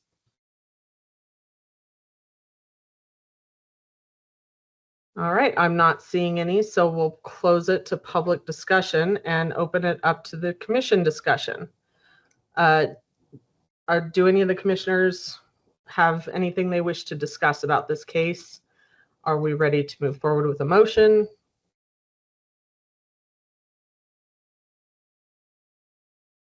Is everybody on board with this? If so, then I would take a motion and a second for approval. I'll make a motion to approve CUP 25-019 with conditions as written. Do I have a second? I'll second. Okay, I have a motion by Commissioner Williams and a second by Commissioner Best for approval. Let's go around the room. Commissioner Tohi. Aye. Commissioner Williams. Aye. Commissioner Best. Aye. Commissioner Leslie. Aye. Commissioner Hayward. Aye. And this is Chair Burton. I also vote aye. Passes unanimously. All right. Next item on the agenda is case number DRO-25-003, design review overlay for an RV storage yard. Staff, please proceed. Thank you, Madam Chair, members of the commission. This is, as I said, RV storage, DRO 25-003. And in this case, property owner is Belmont Storage LLC of Southern Pines, North Carolina. The applicant is Isaac Block of Civil Design and Engineering, Inc. in Flagstaff. Location of the property is 11066 West Route 66 in Belmont. The zone is PC planned community where CH 10,000 standards have been applied. Parcel size is 2.17 acres. And in this case, the request is a design review for an RV storage facility, and that includes fencing, landscaping, and signage. Structures and lighting are not proposed. And I wanted to note to the commission that RV storage facilities are permitted by right. They can be constructed or built with a building permit. Design review is required because this is a commercial development in the Belmont plan area where a design review overlay has been applied. There's a vicinity map showing the subject property, obviously in Belmont here. I-40 is coming through. It's toward the eastern part of Belmont on Route 66. It's an aerial photo showing the subject property. And this is a site plan and landscape plan. So as you can see, they have a kind of circular pattern here with basically just outside RV storage, just places for RVs, basically. And this shows landscaping as well. This is the proposed sign. It is a nice green color, kind of matches the forest as required in the design guidelines. And this is the proposed fencing, simple, but also matches the design guidelines, which calls out rustic metal. And just wanted to mention to the commission that what you need to do to approve a DRO is just approve the design. The commission has to determine the development is consistent with the Belmont Area Plan design guidelines. In this case, the sign is earth tone colors, green, that complement the forest. The fence is rusted steel. This is all within the design guidelines. And landscaping is proposed as evergreen trees and shrubs. And the design guidelines specifically indicate they should meet zoning ordinance landscaping requirements. And with that, staff recommends the commission approves DRO 25003 with the recommended condition. And with that, I'll take any questions from the commission. All right, Commissioner Best. I see that there's a landscaping plan. I don't see any structures on the property. Is there water for irrigation? Mr. Best, I don't believe, I'm not aware of water being on the property. In some cases, well, within the landscape ordinance, it does allow the director to waive that requirement so they can put in, they can use hauled water. But honestly, I'm not sure if there's water here or not. There very well could be. Okay, we can ask the applicant. Thank you. Are there any more questions for staff? All right, I'm not seeing any. Does the applicant or their representative wish to address the commission and also touch on Commissioner Best's question? If so, please state your name and address for the record. Yes, thank you, Chair Burton. This is Isaac Block with Civil Design and Engineering representing the applicant. The owners or the applicant is on the call as well, so please speak up if you have anything to add.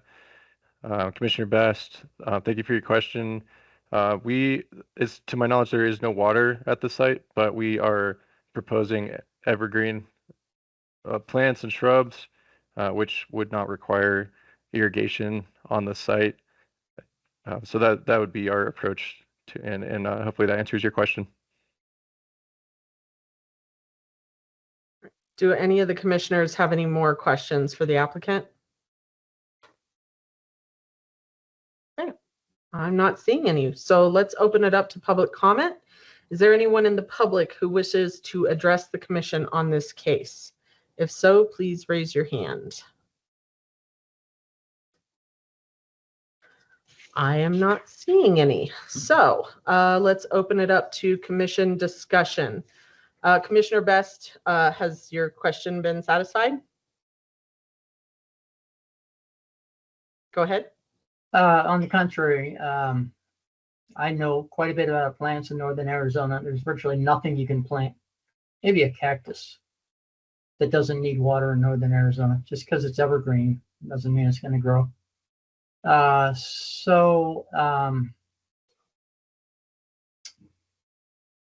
propose I don't know, let staff chime in. What should we do here? Should we have a condition that says that they need to provide appropriate irrigation so that the landscaping survives long term, and staff will check up on that? How do we handle this? Madam Chair and Commissioner Best, in this case, so if you look at the design review guidelines in the Belmont area plan, it indicates specifically that landscaping should meet the requirements of the landscape ordinance or the landscape section of the zoning ordinance. And in that section of the zoning ordinance, it does allow for the director to waive the requirement for irrigation, and that would be like automatic irrigation. All right. That doesn't mean they can't not water their plants. They have to water their plants. So they have to find a way to water, to provide water to their plants, bring out a truck. And it also indicates that plants die, then they have to be replaced. So they do have to be diligent about watering their plants. I do know that on the property next door, they do have landscaping in the front. I'm not sure if they have water, to be honest with you, but they did have successful landscaping next door. And so that is something that I think will work out fine.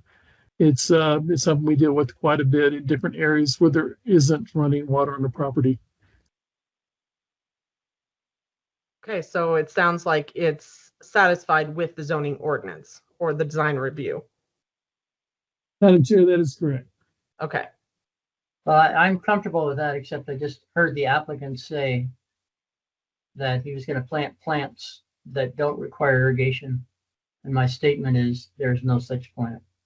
So the applicant should know that one way or another, and it could be bringing water in from an adjacent property or hauling water, there's going to need to be some water on the plants, at least for the first 3 years. And it's up to them to take care of that, and county can be checking up on it. Thank you. All right, thank you, Commissioner Best. Any other commission discussion? Or are we ready for a motion? Is everybody good to move forward with approval? All right, I'm seeing some head nods. If so, I will take a motion and a second for approval.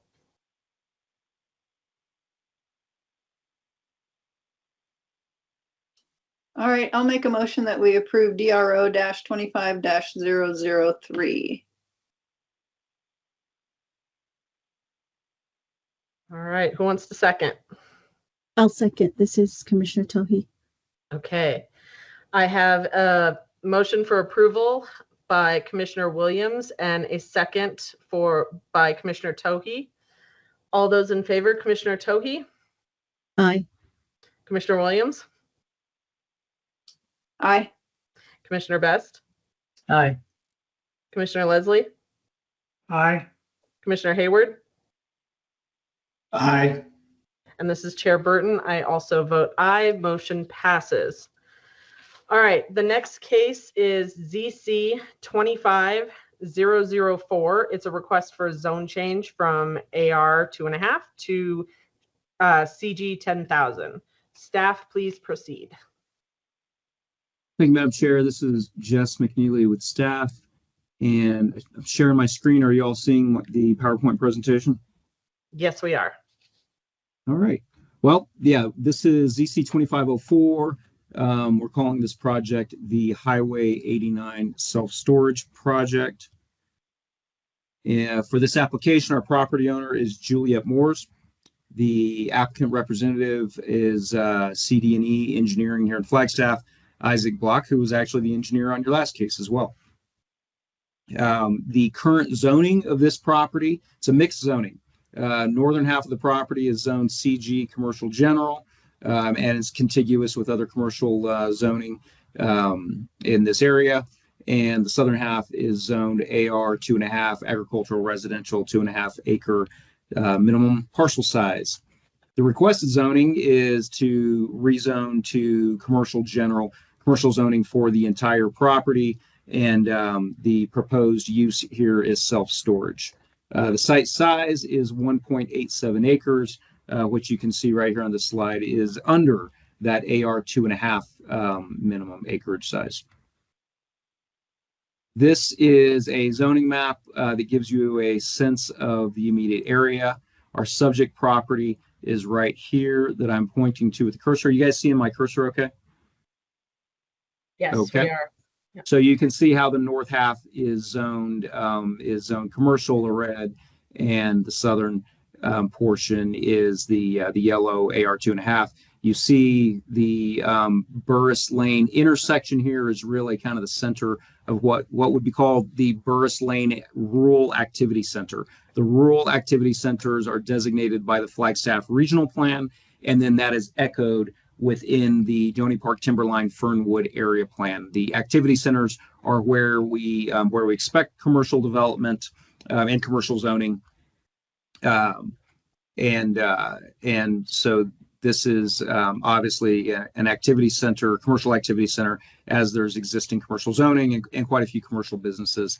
If you're familiar with the area, over here on the one portion of commercial zoning, a part of this activity center that is on the northwest side of Highway 89, this is in the Donny Park area. There's a kind of a commercial strip mall there. I believe it has a Subway, a sandwich store, fitness center, if you're familiar with driving past that. On the opposite side, immediately north and a little bit to the east of the subject property, and you can even tell from the aerial photograph here, we have some RV storage and self-storage. You see the long, thin buildings on the site. And then we have some various commercial development all the way up to the Burris Lane intersection. I will point out with this image of the residential properties that you see in this general area, I'm pointing to Tellis Road, or Tellis Trail is the name of it, which is to the south, which comes off of Highway 89 further south and does in fact access the all of the properties to the south and east of the subject property, with the exception of the property immediately east of the subject property, and we'll talk more about that. So this is a zoom in here with the aerial photograph. And this is a great image to discuss access issues at the site.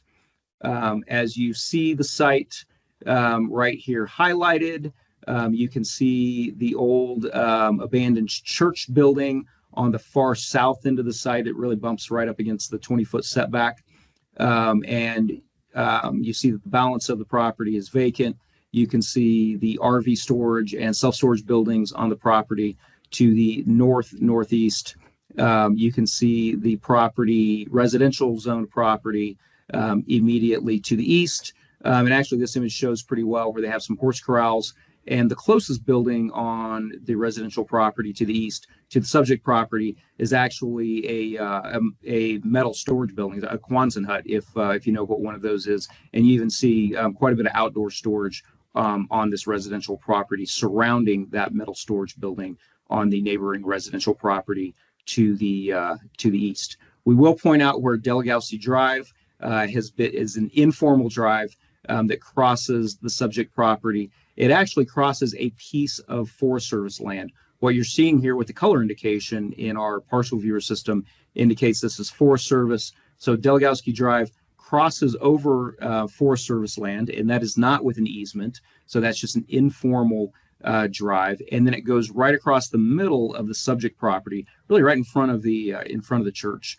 And the access issues with this property really are that this Delgowski Drive is not within a legal access easement. There is no recorded access easement where it has informally crossed this property for many years, if you read the staff report. And likewise, it crosses Forest Service. And as you can even tell from the aerial photograph, it's not a road that was built up, as in elevated to shed water properly. It's not built to any county standard, so it really doesn't meet a county standard, certainly not a county standard for supporting fire and emergency services vehicle. So this is the site plan as submitted by the applicant. It's really helpful actually to have the aerial photograph superimposed with this. So you can see where the old informal Delgowski Drive crosses into the Forest Service property here. And as we indicate in the staff report and the applicant's materials, there is in fact an easement that was created many years that runs along the north side of the subject property and turns 90 degrees to the south to access their residential neighbor to the east. So this access easement, which has been in place legally as a recorded easement on this property for many years, was in fact designed to give access to the residential property to the east. It was just never built. The old informal Delgowski Drive crossed the property. The church has been abandoned on this property for many years. And so this is just kind of a sleeping dog that has lied for quite some time. You can see from the site plan that the applicant has submitted. They proposed storage buildings on the site. They propose, actually this was a change from citizen participation plan to place the kind of the storefront, so to speak, the office at the west end of the northernmost building, closest to the entrance, so that the coming and going traffic will be stopping there. It kind of makes the most sense for the office for this commercial development. You can also see by the way that the buildings on the site plan layout, they actually go to the same 20-foot setback from the southern property line that the church building did. So they're not any closer to the residential property to the south than the old church building was.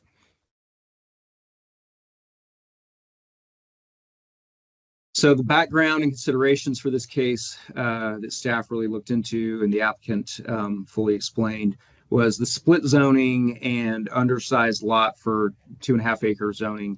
If this were to rezone to 2.5 acres, which the southern half is, are a real quandary for this specific property.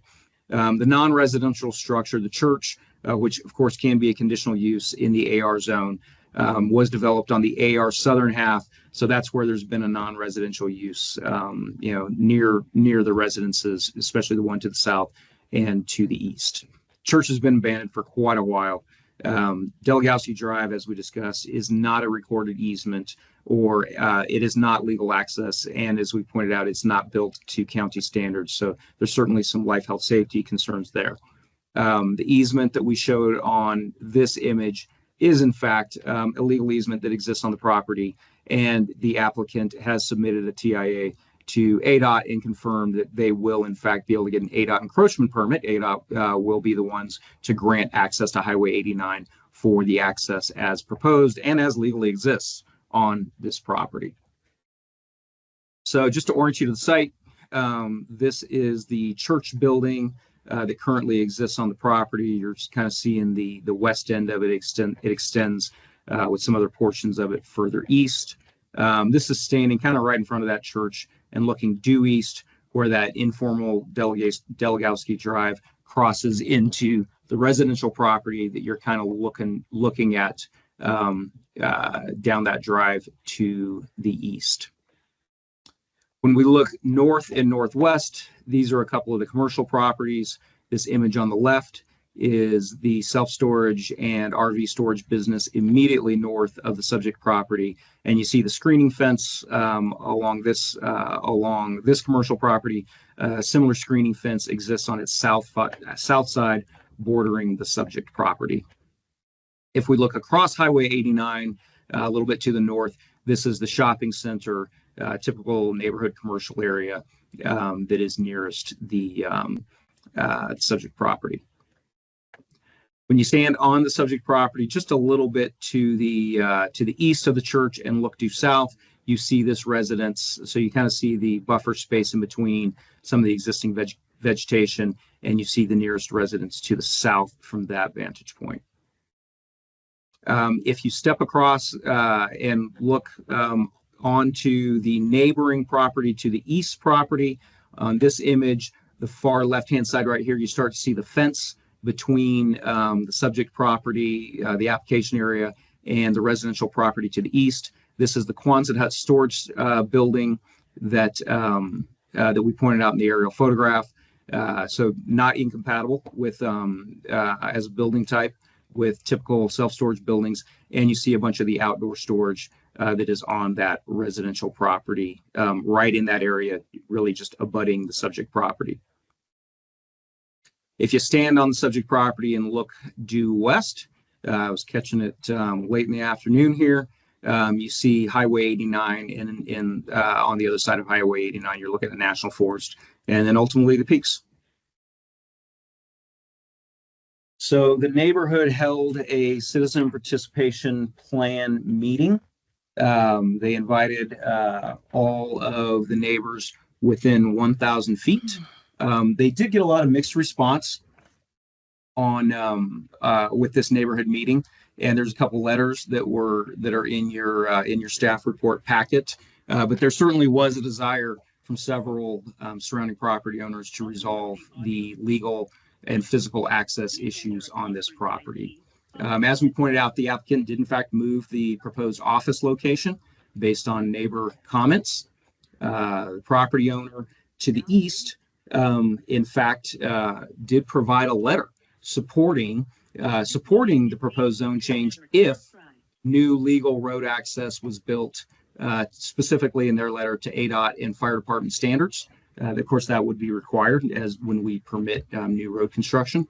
So that property owner to the east did provide a letter, and you saw that letter in the packet. However, we received just last week, as we were putting your packet together, an attorney's letter representing this same property owner that actually kind of contradicts the original letter, stating that that property opposes the zone change. And the attorney's letter states that a prescriptive easement exists for the current Delegowski Drive, and even goes into some discussion about some potentially pending legal action. And as we've pointed out, the applicant has done their due diligence. A legal easement is not recorded on this property where that informal Delegowski Drive crosses the property. We would like to point out that a zone change on this property, this subject property, does not change the property rights, including access, of any surrounding properties. And we've also pointed out that there is an existing easement that will grant that property to the east legal access. And the applicant's plan is to build out that access to meet county requirements. We also will point out that separate legal processes, separate private legal processes are not a consideration for a zone change. So as the attorney's letter seems to indicate, that the commission shouldn't be making a decision on that because they feel there's some pending legal action on it. That in fact is not one of your findings to approve or deny a zone change. So that's really not a consideration for you in this matter. When we look at the applicable plans and ordinances that would apply to this request, certainly the county comprehensive plan is supportive of neighborhood commercial in the correct areas.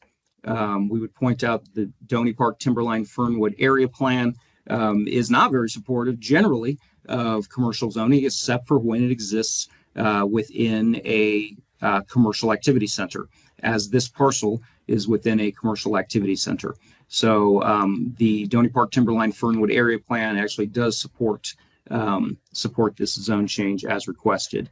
We would point out that that same area plan, the DPTF area plan, does have DRO requirements. So if and when this applicant moves forward with a building project, a DRO application will come to you for you to approve, further ensuring compatibility with those design guidelines and compatibility with the surrounding area. The regional plan, of course, is what designates the activity centers, and this parcel is within that activity center. As you all know, the zoning ordinance does have some performance standards meant to ensure compatibility between commercial and residential zones. There are screening, fence, or wall requirements, so there will have to be solid visual screening between this property and residentially zoned properties. There's required landscaping. There's signage requirements that will have to meet the design requirements. And of course, we have a lighting ordinance for dark sky compatible lighting. We would point out that the buffer space or the setback space between commercial and residential zones are actually greater than what's typically required between two commercial zones. So the zoning ordinance does accommodate for that. It's the 20 feet as shown on the applicant's site plan, and there is required landscaping within that 20-foot space. The EDCM, the county's engineering design and construction manual, will in fact regulate the grading and drainage of this property, which of course will ensure it's compatible and does not negatively impact with drainage any surrounding properties. The encroachment permit comes from ADOT, which will ensure safe access. And of course, there was even a reference, I believe, in the attorney's letter to the wastewater system on this property.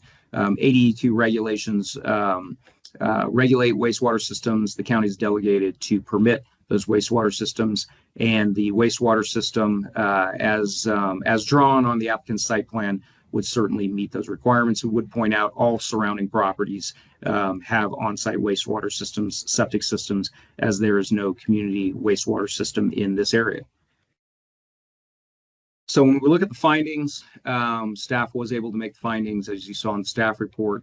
On the first finding, we see that the zone change is consistent with the zoning ordinance, the area plan, and the comprehensive plan goals and policies.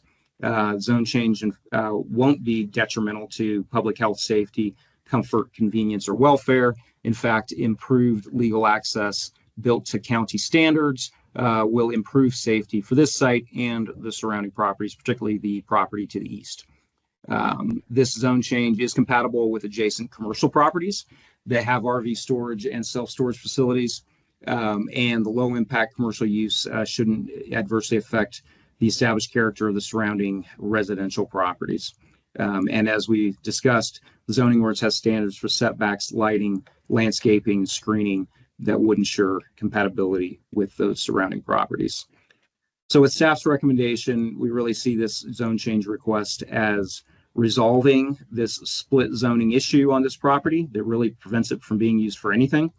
The zone change, in fact, would resolve legal access issues and get the access to where it is legal within the easement, and with an ADOT encroachment permit, ensuring safety, and built to county standards so it can support fire and emergency services vehicles.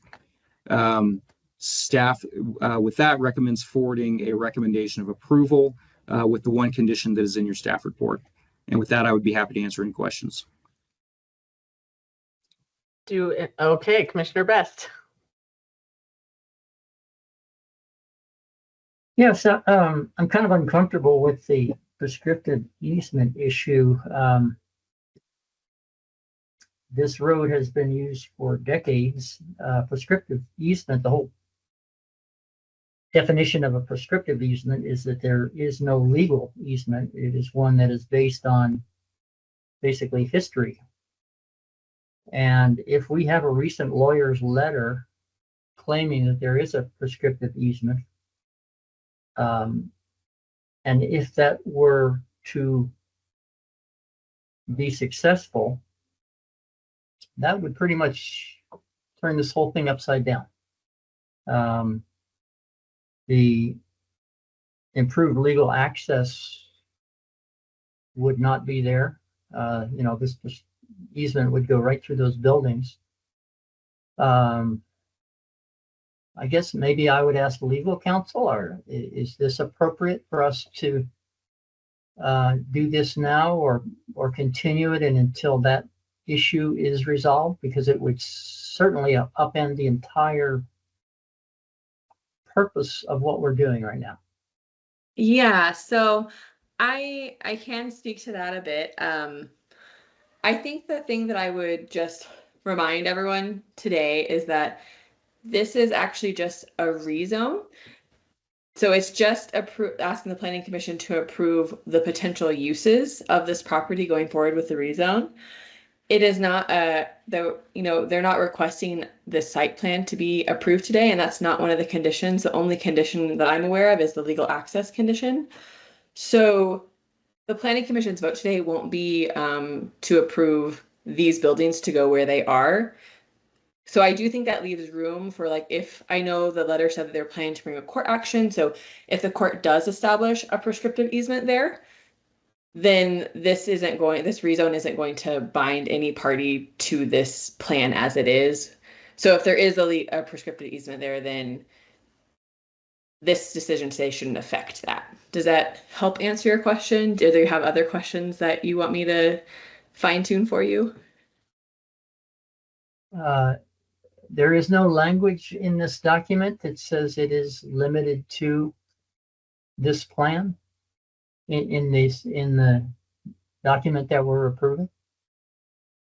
So Commissioner Best, this is I apologize, Angela, but no, they are not asking for a planned zoning district. They're not asking for a zoning district that requires a master plan for approval. This is their proposed plan.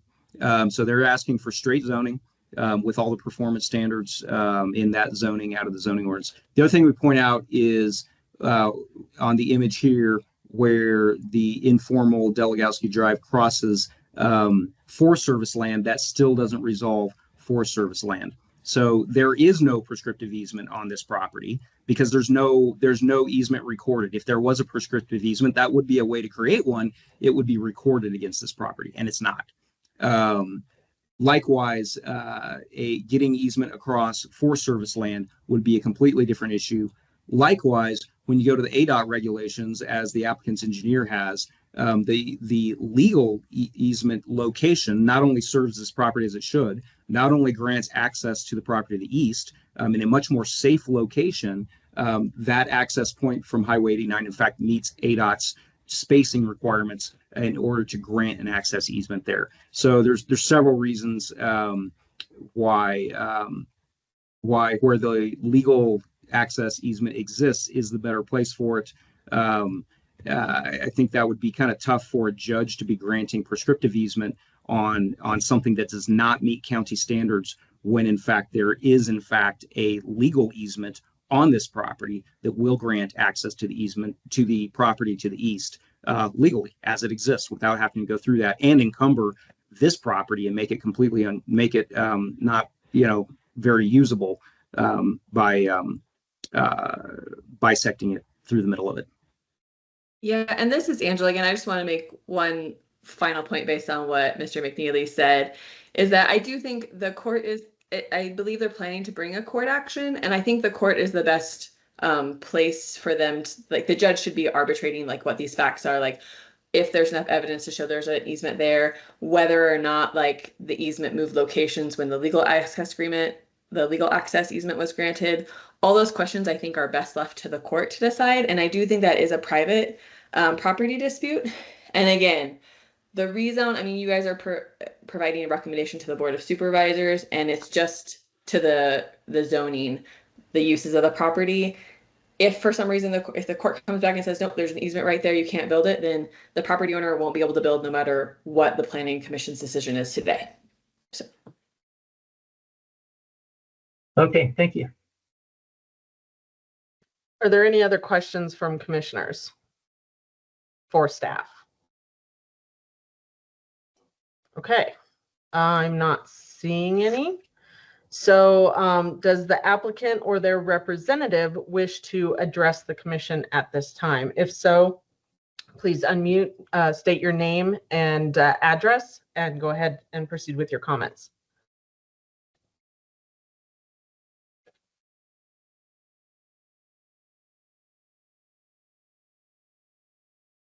Doesn't sound like it. All right. Yes, we did, and let me make sure that the applicant was not having issues, or otherwise I will present.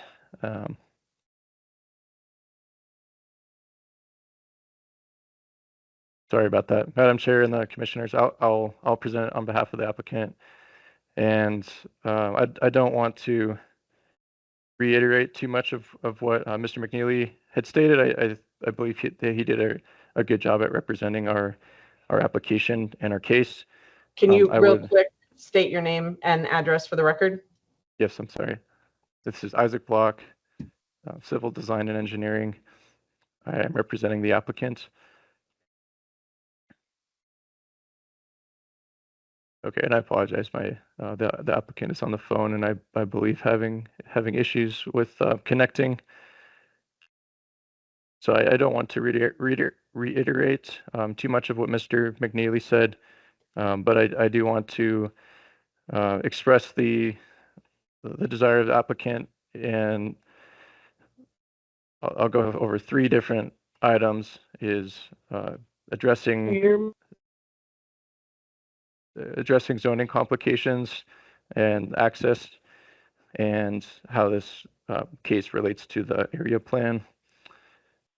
I believe Mr. McNeely mentioned it, but the existing church would have been a legal non-conforming use, which has expired, and really unlikely to regain a legal non-conforming status, and therefore unable to be used, based on the fact that it is on a AR zoned portion of the parcel. And further, this AR zoned portion is AR 2.5 acre minimum, and the portion of the parcel that is AR zoned is only approximately 1 acre in size. So further complicating the ability for the applicant to use this property. And so that's one goal of just what is being proposed is that CG 10,000 as a whole for the property would be a better use for it. We do propose the access is maintained to the property to the east, and also built to county and ADOT standards, as Mr. McNeely stated, which will further facilitate health and safety. And as Mr. McNeely also pointed out, we are in the rural activity center centered around Burris Lane and the highway, and so it seems to make sense that since half of the parcel, almost half of the parcel is zoned CG 10,000, that rezoning the remaining portion of the parcel would allow the parcel to be better used, and also address the zoning and access issues that we've discussed. I believe that is all that I have, and I think Juliet is able to present. Would that still be, do we still have an opportunity to do that? Yes, that would be okay. Okay, thank you.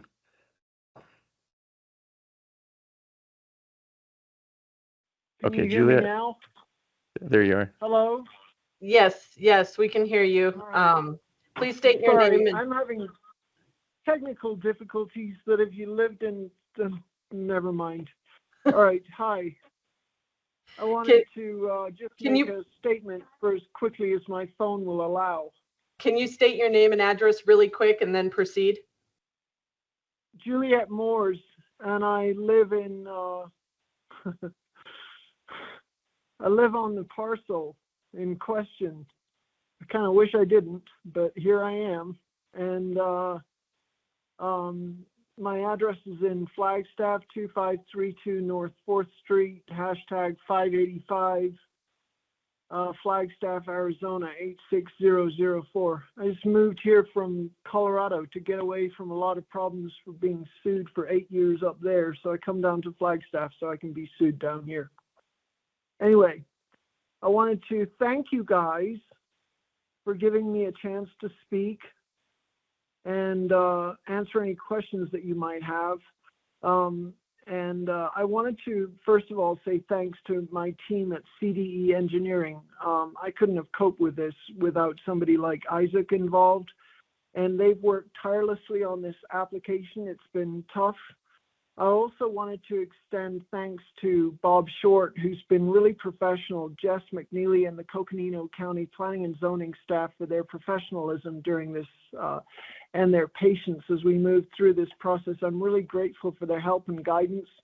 And I am Juliet Moores. I'm the owner of record at the property at 7725 Highway 89 in East Flagstaff in the Donny Park area. It's important that you guys know that I am not a professional developer. I am a single mom of 3 very large children and twice widowed. When I purchased this property, I inherited the zoning problems that came with it. The current zoning effectively renders the property functionally obsolete as it sits today. It can't be used for anything. It can't be used as an asset against which any lending can take place. And frankly, it can't be used as an asset that you can tax. And this forces anyone who hopes to use or improve the site into a slow, cumbersome, difficult process, uncertain process for rezoning and permitting. Anyway, my initial goal was to realign the access road and make a nice road, because I've been building roads for almost 40 years now, as intended by the Seventh Adventist Church when they originally purchased the CG 10,000 parcel in the mid-70s, with the express intention of designating part of that location as part of the proposed egress, where the easement, the actual real live recorded easement and the only recorded easement, sits today. However, as shared by neighbors during the April 2025 neighborhood outreach, that alignment never took place, and instead decades of non-compliance followed. And so I'm addressing those problems that nobody else apparently wanted to resolve, and a problem that, had I known about it, probably would have caused me to reconsider the transaction, the purchase altogether. I'm asking you guys respectfully to give me your support in approving this review. I have untangled, together with the help of the folks at Coconino County and at CDE Engineering, we've managed to untangle a lot of these problems so far. We've got the support of the Forest Service, of ADOT, and many others to get this thing straightened out, get the road realigned, and get the rezoning straightened out. And that's what I'm looking for you guys. I would defer to Isaac for any other questions. Thank you. Thank you very much. Do any of the commissioners have any questions for the applicant or their representative? Okay. I'm not seeing any. So I am going to open this up to public comment. So anyone in the public who wishes to address the commission on this case, I need you to raise your hand and state your name and address, and you will have 3 minutes. I will call on you in the order that I see you pop up on my list. All right, so let's go ahead and move forward. Mr. McNeely, will you please make sure to time for me? Will do. All right, I have a Monica Pertea. Please state your name, address, and proceed with your comments. Good evening, everyone. My name is Monica Pertea. I'm an attorney at SB Watkins & Diesel, located here in Flagstaff, Arizona, and I'm here tonight to speak on behalf of my clients, Sean and Bridget Smith, who live right next door to the subject parcel. I am the attorney who sent the letter that you've been discussing. Since I have limited time, I can't go into details over the issues with with the easement that we have, but the main issue and the things that I'm hearing tonight make me concerned a little bit about the understanding over the prescriptive easement. People seem to think that only recorded easements are legal, which is actually not the case under Arizona law. Prescriptive easements exist by sheer operation of the law because they have been historically used. And in this case, my clients have used this easement for decades, openly and notoriously and continuously. And these are the conditions for establishing a prescriptive easement. Establishing a legal easement has nothing to do with county standards or anything like that. However, I think in this case, the fact that there is a prescriptive easement is very relevant to your decision today, and this is the main reason, because we have not been able to communicate effectively with the applicant who refuses to respond to our letters. We were not able to address the issue of prescriptive easement with her, and we are going to file a lawsuit in the next few days with the Coconino County Superior Court to have this easement established by judgment. I believe that under those circumstances, it would be inappropriate for the commission to, at this point, approve the rezone. And the fact of the matter is that the rezone application is actually based off of a site plan, and the site plan itself proposes to obliterate an existing easement.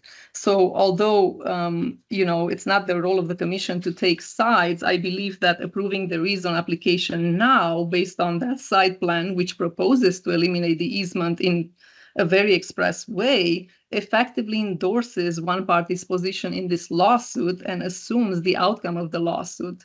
I think that would be inappropriate and premature at this point to grant the rezone, given that the issue is very much live and unresolved.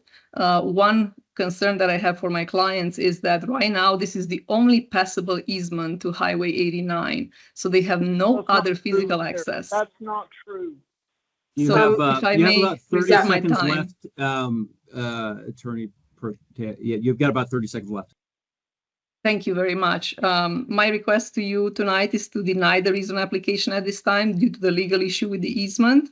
I also request that in the alternative, if you are considering approval of the application, that you make it conditional on development of the other easement, and that you also request that the applicant not attempt to block and obstruct and interfere with this easement until the lawsuit is over, because she has threatened to do so, and we are very concerned.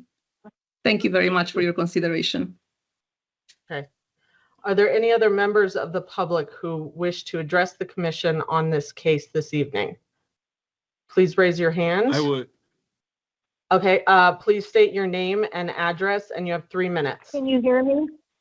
Hold on. Can you hear me? Hold on. We have one person ahead of you. Please hold on. Thank you. So I'm not sure who just spoke. Yeah. My name is Mike Tullis at 7020 Dock Stilley Lane. Can you hear me? Yes, we can. Please proceed with your comments. You have 3 minutes. I represent the property next door, the mini storage. I'm referencing several of the Jess McNeely references. The elephant in the living room is they're proposing a mini storage next door to a facility that's been conforming with the Coconino County for over 30 years. We have been under a conditional use permit and followed under that conditional use permit for 30 years. Irrigation, the screening fence, which he references. The idea of proposing another mini storage next door in this facility is an interesting piece that I'm sure doesn't have anything to do with the zoning of the county, but the fact that it's being considered is when we went through our conditional use permit for the last 30 years, too many mini storages on that strip, or Flagstaff being the city with mini storages was brought up in many of our meetings. We did hold a citizen plan with, and we had several mixed responses as Mr. McNeely suggested. But one of the things that he had referenced in his findings is that the zone change was compatible with adjacent commercial properties with RV self-storage facilities. Low impact commercial will not adversely affect established character of the surrounding neighborhood. We have a mini storage right next door. We've been in conformance with the city of Flagstaff, family-owned mini storage for the last 30 years. Doesn't seem to be addressed. The owner has been sued by her own recognition, where she came from and where she's coming to. Her plan isn't to build a mini storage. Her plan is to change the zoning and sell it.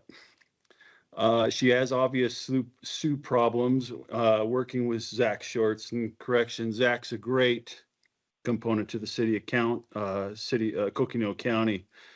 I agree with our Commissioner Best. I think there's a lot of issues here that need to be resolved before a zoning consideration should be considered. I'm not saying that this property shouldn't be considered for rezoning, but I think with the current ownership and I think with the current use that they're proposing, I don't think we can trust that they're going to have the highest and best use for this property. I appreciate the commission for listening to us on this, and I'm going to turn this back over. Okay, thank you. Do we have anyone else in the public who wishes to make a comment? If so, please. Okay, please state your name and address, and you have 3 minutes. Hi, my name is Tim Delagowski. I reside at 5165 Telus Trail, Flagstaff, Arizona, 86004. I own the property directly south of the subject property, and I attended the neighborhood meeting that they held earlier. I assume that you read my written statement that I submitted at that meeting, which kind of explains the background on some of the issues that I'd like to talk about. In going through the staff report, on page 78, background and proposed development, it says that the structures were constructed in 1978. Only the school portion was constructed in 1978. The church was constructed in the early 60s. I just wanted to make that clarification. And going on to property access, I'm going to try to read this as briefly and quickly as I can. The informal Delagowski Drive existed for decades prior to the legal access, quote unquote, obtained by the Seventh-day Adventist Church in the 70s. Delagowski Drive is a prescriptive easement that was never recorded and is not required to be recorded under Arizona law. The aerial photo on page 78 clearly shows Delagowski Drive crossing the subject property, and this road has been labeled as Delagowski Drive in county GIS. The road will show on all aerial photos taken of this area since 1947. I want to move on to the comprehensive plan and area plan analysis. In compliance with the Donny Park area plan, LU.20 states that the 2020 area plan states that rezoning from residential to commercial is generally not supported unless the zone change meets all of the following criteria, and there was 7 criteria. It does not meet item number F, which says input received from planning area residents support the zone change.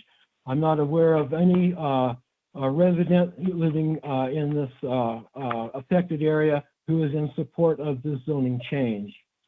Written statements are not supporting of that, and by the county's own area plan policies, this application should be denied because there are no neighbors supporting the zone change as presented. Moving on, staff recommends approval. If this rezoning is approved, there's no guarantee that this property will be developed into a storage facility. Rather, it could be developed into any other use that is permitted outright within the CG 10,000 zone. Having about 25 seconds left, sir. Okay. Okay. All right. However, I would support a rezone of AR 2.5 if the county can approve a split zone parcel. They should be able to approve a single legally non-conforming parcel as residential. I believe that all the neighbors would support such a move. And this is an area of fine homes. I think zoning that parcel as residential on a legally non-conforming size would be most compatible with the surrounding area, and I think all the neighbors would support it. Thank you for the opportunity to comment. Okay, thank you for your comment. Okay, do we have another public comment? Can I answer some of the comments that Monica Pertea, the attorney? No, we cannot do that. That would be out of order. Is there anyone else in the public who would like to make a comment? If so, please raise your hand. Okay, So it sounds like we are done with public comment. So I will close it to public comment and open to commission discussion. So looks like we have some things to pack in here. So let's go around the room. I'm going to start with Commissioner Tohi. I'd like to hear your thoughts on this case this evening. Thank you, Chair. I think that one of the things that I feel is that just the fact that I feel a little bit uncomfortable about proceeding with this, only because I feel like there's maybe some things that are not resolved. I know that we're only addressing the zoning change, but I think there's just bigger things that need to be. And I just like to see what other commissioners have to say. Okay. Commissioner Williams. Yeah, initially it seemed like it was so straightforward, but now that doesn't seem to be the case. So, yeah, I guess the, opposition by the neighbors certainly weighs on this. I mean, the thought that it could be rezoned to residential and be residential non-conforming would at least give some options.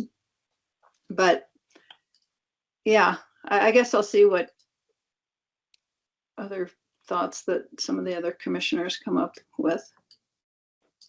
Okay, Commissioner Best.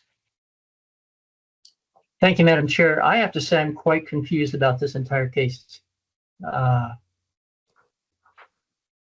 This is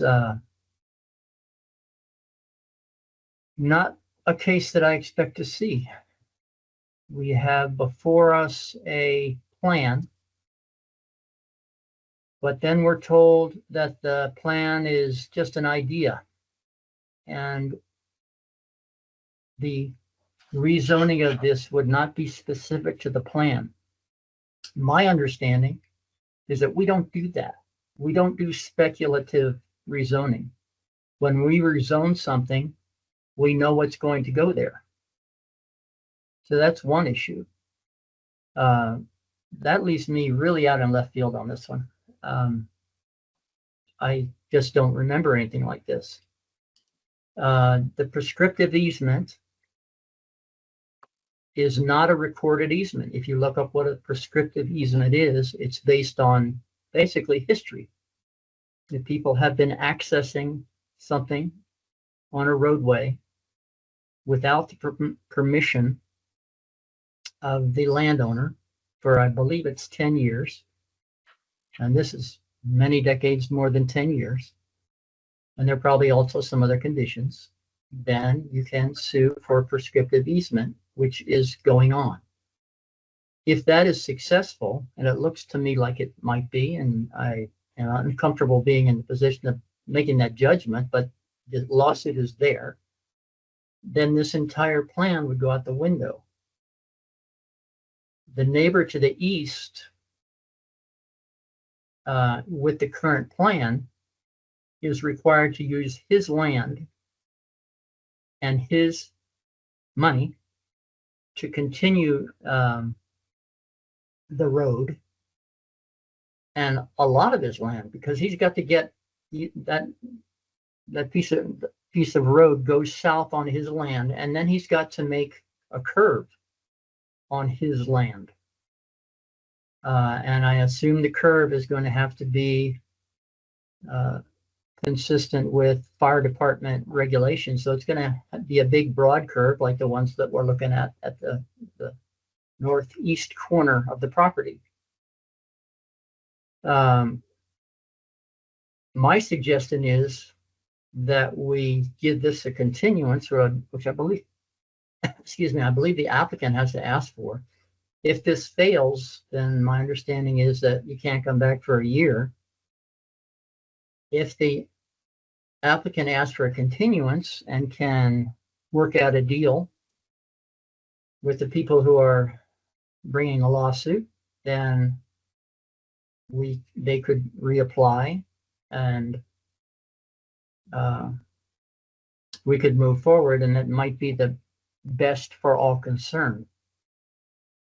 But again, to rezone a piece of property and be shown a plan, and then to be told that this is not really a plan, they can do anything they want, that to me is completely out in left field with what I've experienced over many years doing this job. That is speculative rezoning. You might as well just take a field out in the middle of nowhere and say, we're going to make this commercial property now, and whoever can do whatever they want. That's not what we do. So I'm a little confused, and I am in opposition, but I would be open to a continuance if the applicant, I believe, would have to ask for that. Thank you. Mr. McNeely, is there anything in Commissioner Best's concerns that you can address at this time? Yeah, absolutely. So the request is as I pointed out before, is to CG commercial general zoning. The zoning ordinance requires that you submit a proposed use. However, because this is not a planned zoning district, they've submitted a proposed use. They are the board would have the option to do conditional zoning with this zone change and say they are conditioned to any conditions, and it could be conditioned to this site plan. So that's certainly an option.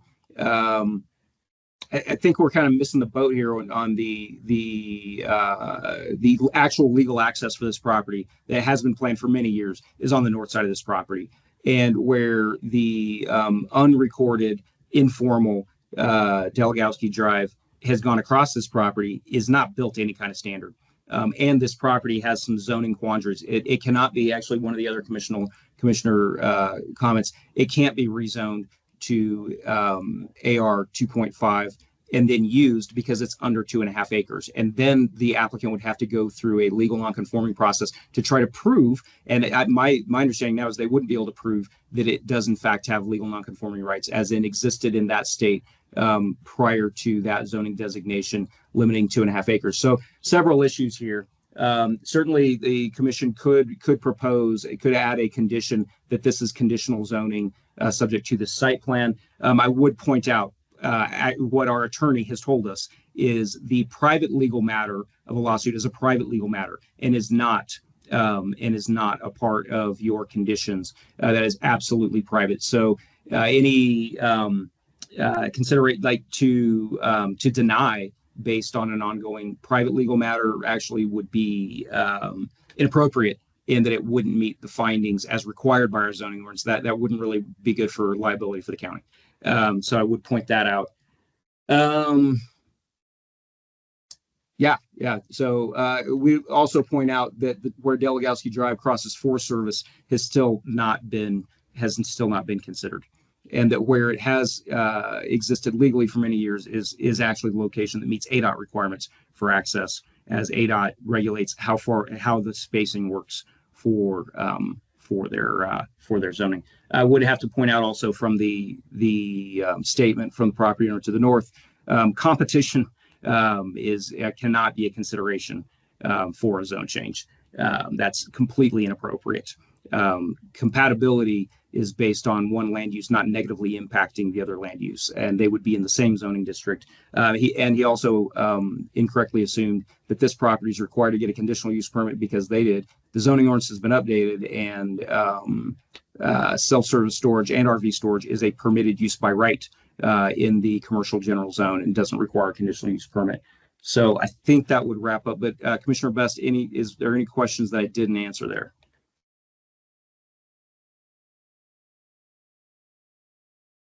You made a comment about the condition of the road, Delgowski Drive.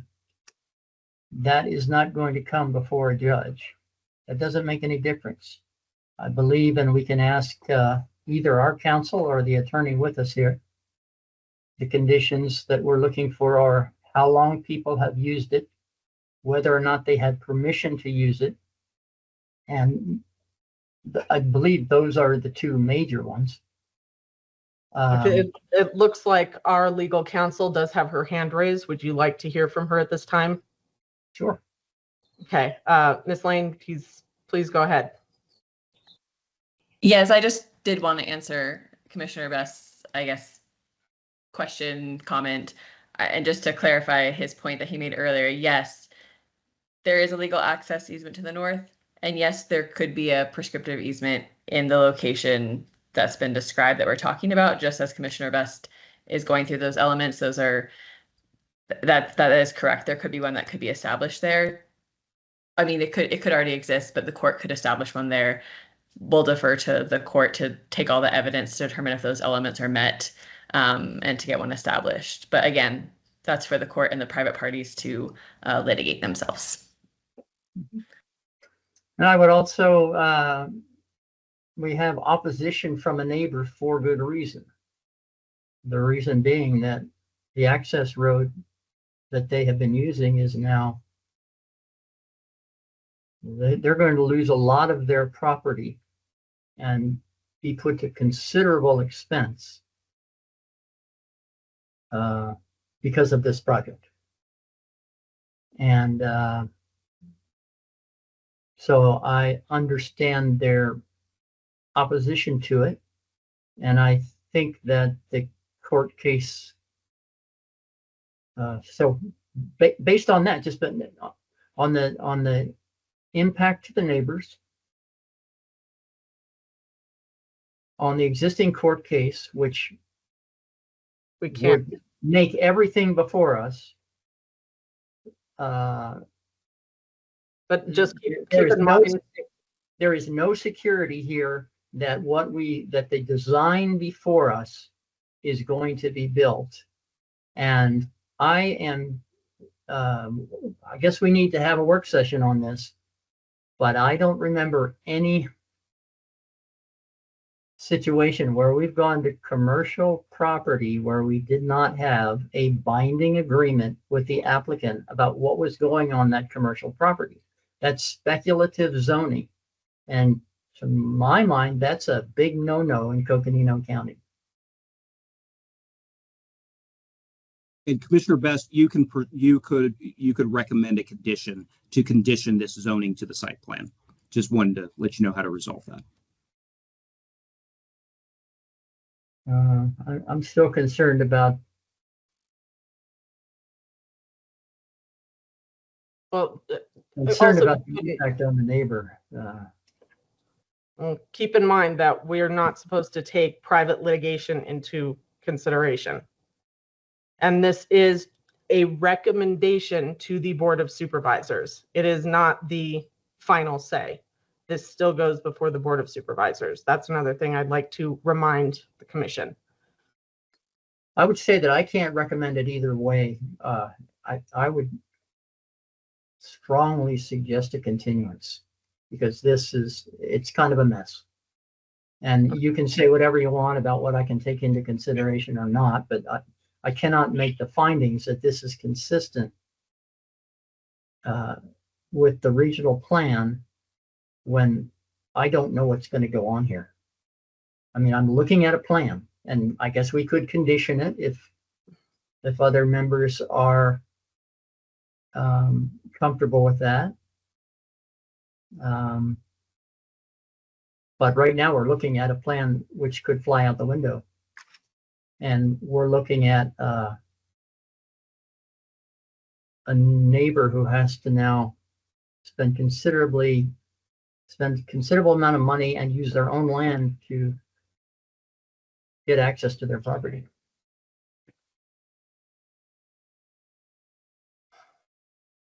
I would point out, Chair Burton and Commissioner Best, I would point out that the legal easement as proposed would only access to the edge of the neighbor's property. Likewise, I would assume, although we're not considering it because it's private legal action, if it was approved, a prescriptive easement would come to the edge of the neighbor's property. Either way, it's the neighbor's property. At that point, once it hits the east bordering neighbor's property, it's their driveway. It's no longer a legal access easement that they have to build to any kind of code or standard. It's just their driveway. They've been granted access to their property, just like they've been essentially taking the informal access to their property. Same way. Once they hit their property, it's their driveway onto their property. However, they would like to improve that, but it's not a road built to county standard. It's just access to the edge of their property. Wouldn't go across their property, if that helps the understanding. And is there nobody to the east who is using this?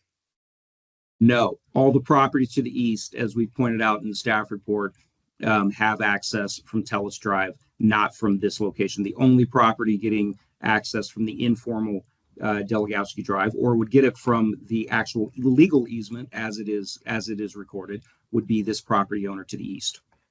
Okay. Well, let's hear from some other commissioners. I don't want to hog the microphone here. All right, thank you. Commissioner Leslie. Thank you. So I'm in agreement with Commissioner Williams initially. I thought this was pretty cut and dry, but then listening to everything kind of put me in a tailspin. With that said, I would like to thank Mr. McNeely for his lengthy clarification on what we can and can't discuss. And I also understand that this is just a recommendation to the Board of Supervisors, not a final decision. So with that said, I could make a recommendation and then move it up the chain to the Board of Supervisors. Would you be in support of adding make it a conditional zone change to keep in strong conformance with the proposed use? Absolutely, yes. Okay. All right. Commissioner Hayward, let's hear from you. Thank you, Madam Chair. I have a real issue with the discussion of this so-called prescriptive easement. My view on that is that the neighbor has been for decades illegally crossing both federal land and their neighboring property owners' land. They've had nigh on half a century to fix this problem if they wanted to retain their legal access. And they failed to do so. And now they're just making this someone else's problem. And, you know, above and beyond that, the problem has been solved. They've been given a legal easement, you know, to the north that fully gives them complete and legal access to their property.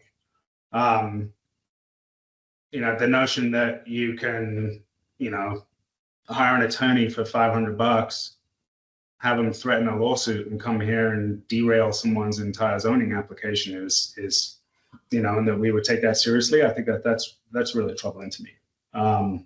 We're here to discuss this person's zoning and the use that they can do on their property. How the homeowners resolve their, you know, property owners resolve their disputes about how the access occurs is not our problem. So, you know, given that, you know, I'm just taking that entirely off the table. I don't think it should even be a consideration. I think we're here to talk about the zoning of the property and whether that zoning change conforms with what we know about the requirements for the regional plan here. I also think, you know, I think to Commissioner Best's point, if there is confusion about what the zoning code does and does not allow us to do in terms of tying zoning changes to a specific site plan, then that's definitely something that the commission should be educated on. So I would support you know, a presentation from staff that clarifies that for all of us, since there's clearly a pretty significant difference between Commissioner Best's understanding of that and what Jess outlined. So to going to the question at hand, right, which is does this zoning change conform with the regional plan, right? That's the question we've been asked, nothing else. I think the answer is pretty clearly yes, right? So we've got a rural activity center. We've got a property that is already split zoned. So half of it is basically already completely conforming with the regional plan, and we're just asking that the other half be brought into similar conformance. This type of commercial use right off the highway right here, seems pretty reasonable. Also, the fact that it is exactly the same use as the property, the other commercial property next door, I think also makes the use seem pretty reasonable. So, given those points that are I think the actual relevant ones before us, I can most definitely make the findings. And to be honest, I'm not. I think, Madam Chair, you mentioned, conditioning it on it being this use. I think I don't see the need to add something that's another, an extra requirement on the applicant if that's not something that's, required by us to do under code. So I'd be supportive of recommending approval with no conditions. Thank you. Okay, thank you. I completely concur with everything Commissioner Hayward just said. His thinking is following right along with mine. Sorry, that's Commissioner Hayward, Chair. Commissioner Hayward. I worked hard for yeah. My brain is already done. It's been a long day. Okay, so formulating my thoughts here. One question that I did have for Mr. McNeely is, currently it would seem that the legal access is not developed at this time. So, while it's a recorded legal access, it does need to be developed to standards. Now, hearing just a few little things here and there, which is all he said, she said, and I just want to lay it out black and white. Since they have been using this illegal trespass for some time, but don't currently have access to the legal access because it's not developed at this time, will they be able to continue to use the current access to their property until the time at which the legal access is developed to permit access to the property? If that makes sense and not too convoluted. So Chair Burton, just with staff, that's certainly, I think that's kind of the expectation, is that the property to the east needs access. They've got legal access. It's going to be built. This commercial development is proposing to build it to county standards and to ADOT standards, which would resolve a lot of serious issues here. I think that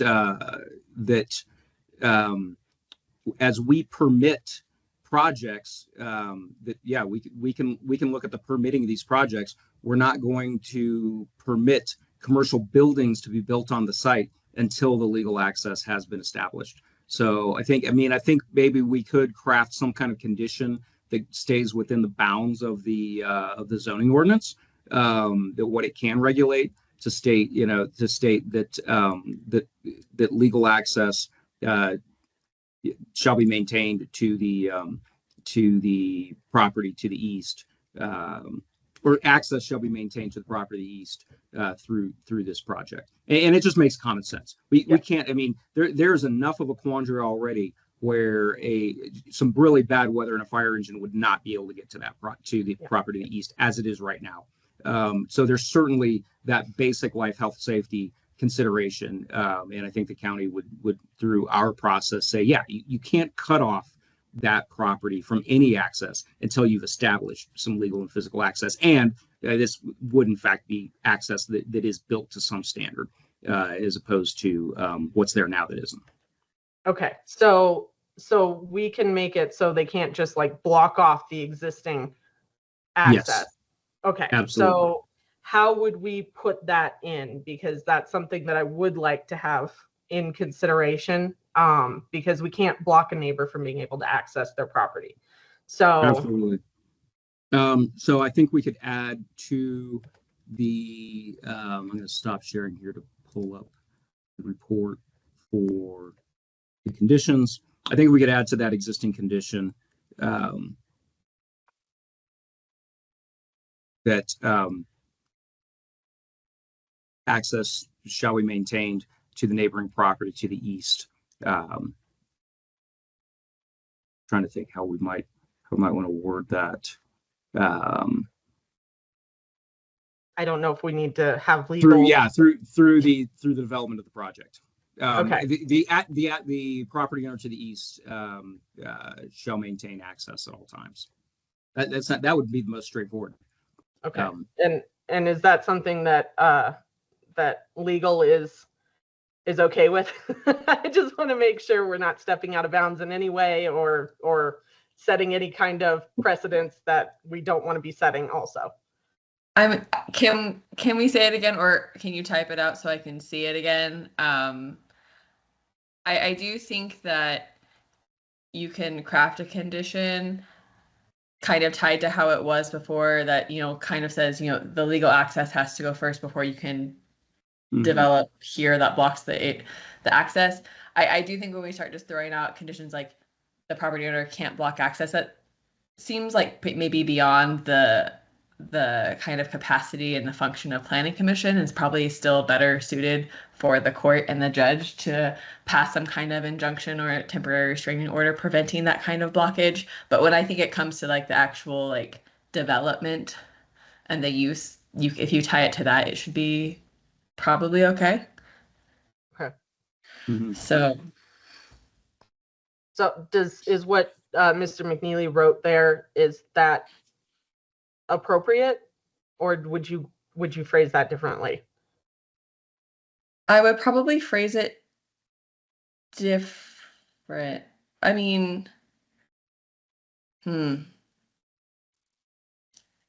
Yeah, I don't love it. I mean, I think, you know, this is going to go to the board for final approval, and they can maybe they can make it better. Maybe, you know, they can change it. So maybe something to preserve that idea, and letting the board kind of determine the final language of that would be something that we could do. I'd be in favor of that, Angela. I mean, is there a way?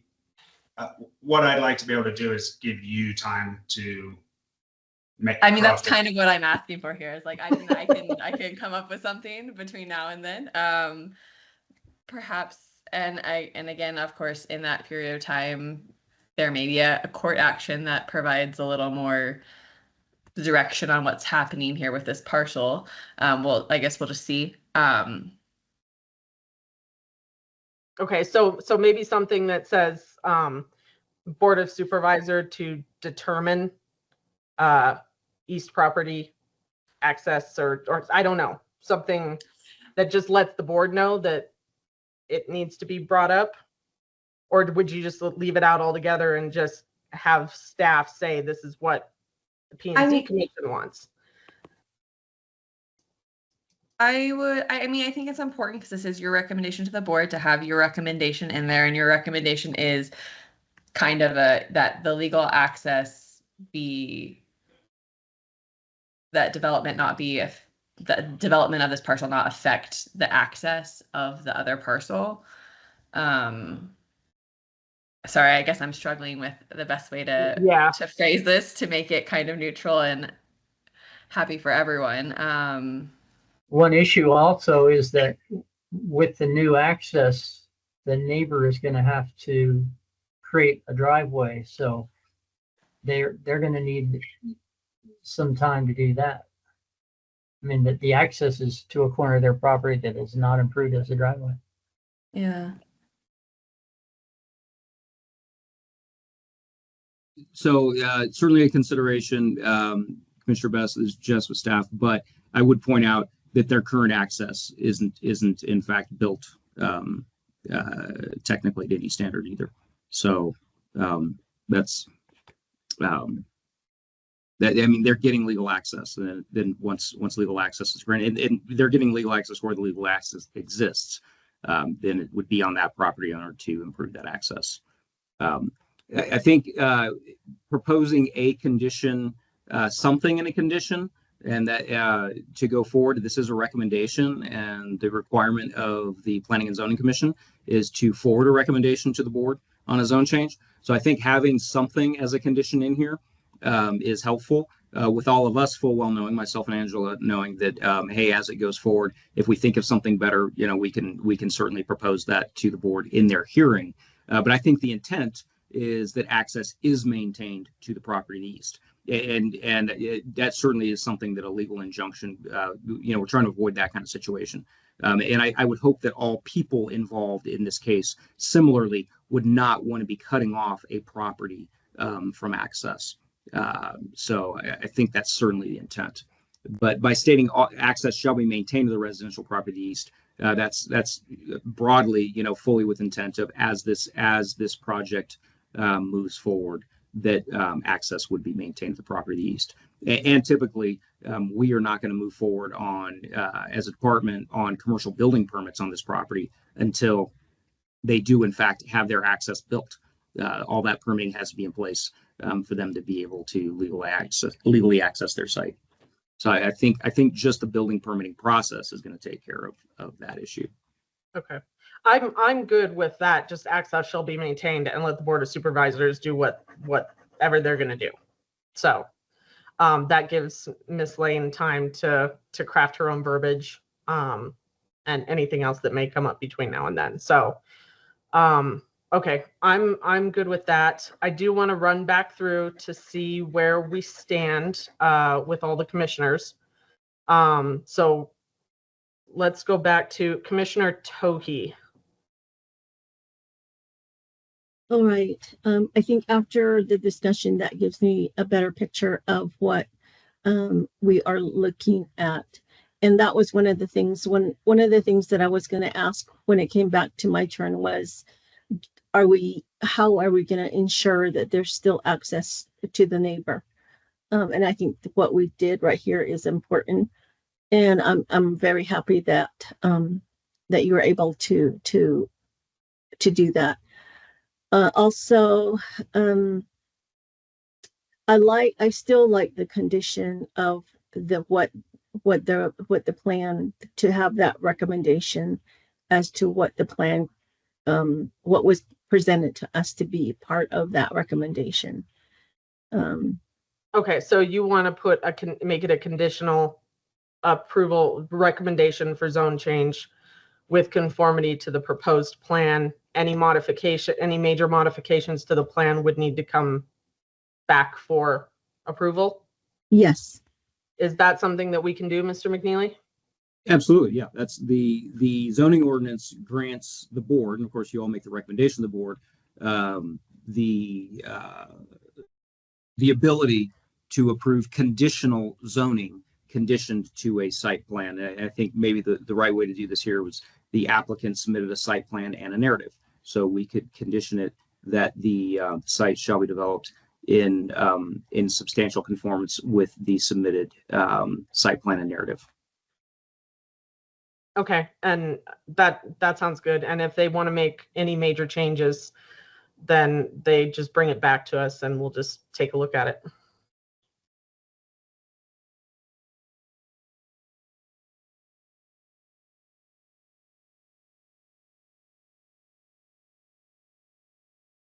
And with that covered, I'm ready to go ahead and say that I would agree with moving it forward.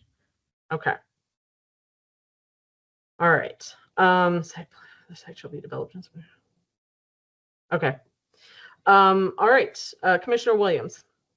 I think now with Commissioner Hayward's thoughts and Mr. McNeely's clarification, and what we just added, I can fully support moving this forward to the Board of Supervisors.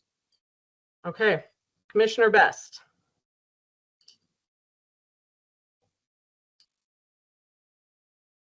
Well, I think that if we stay in conformance with the submitted site plan, that will resolve the prescriptive easement issue, because if the lawsuit is successful, then we will see this again. And I think with the access to be maintained, the property to the east, the property to the east, well, they may not, they are in a lawsuit, but they are getting safer access as far as getting emergency vehicles into their property. So I think as long as we know what we're actually approving as far as the details of the plan, and that kind of resolves the lawsuit issue one way or another. We'll see it if the lawsuit is, see it again if the lawsuit is successful. I think I can make the findings. Okay. Thank you. Commissioner Leslie.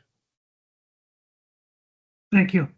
Yeah, after the discussion, my initial discussion, I'm still good with proceeding with the recommendation to move this to the Board of Supervisors. I would ask the question though, in reading conditions of approval 1 and 2 kind of essentially say the same thing, other than the word narrative was added on number 2, unless I'm reading that incorrectly. But otherwise, I'm good with it. No, actually, I think you're right. Yes. Okay, so then we probably don't need number 2. If you want to just add narrative in there somewhere, then that should cover it. Yeah, that's what I would think. Yes. So, Madam Chair, I'll while we're discussing here, I'll look at this. So the intent of number 1 was that the development would substantially conform with the approved site plan access. So not the entire site plan, but just okay. Yeah, so, I think we need to leave 2 in there then. So in that case, but we could certainly modify 1. I mean, I don't know that's. Yeah. If I may, I would say leave 1 as is, because you are specifically addressing the access. Specifically to addressing the access, site, exactly. and then leave number 2 as it is. And I apologize, but thank you for clarification. Yeah, no, I agree. I like it as it is right now. Okay, Commissioner Hayward, are we still all good for you? Yeah, I'm good. I'm the only concern I have, right, is that if the applicant has brought forward this plan, right, this site plan, not under the expectation that they would be required to develop rights in substantial conformance to it, then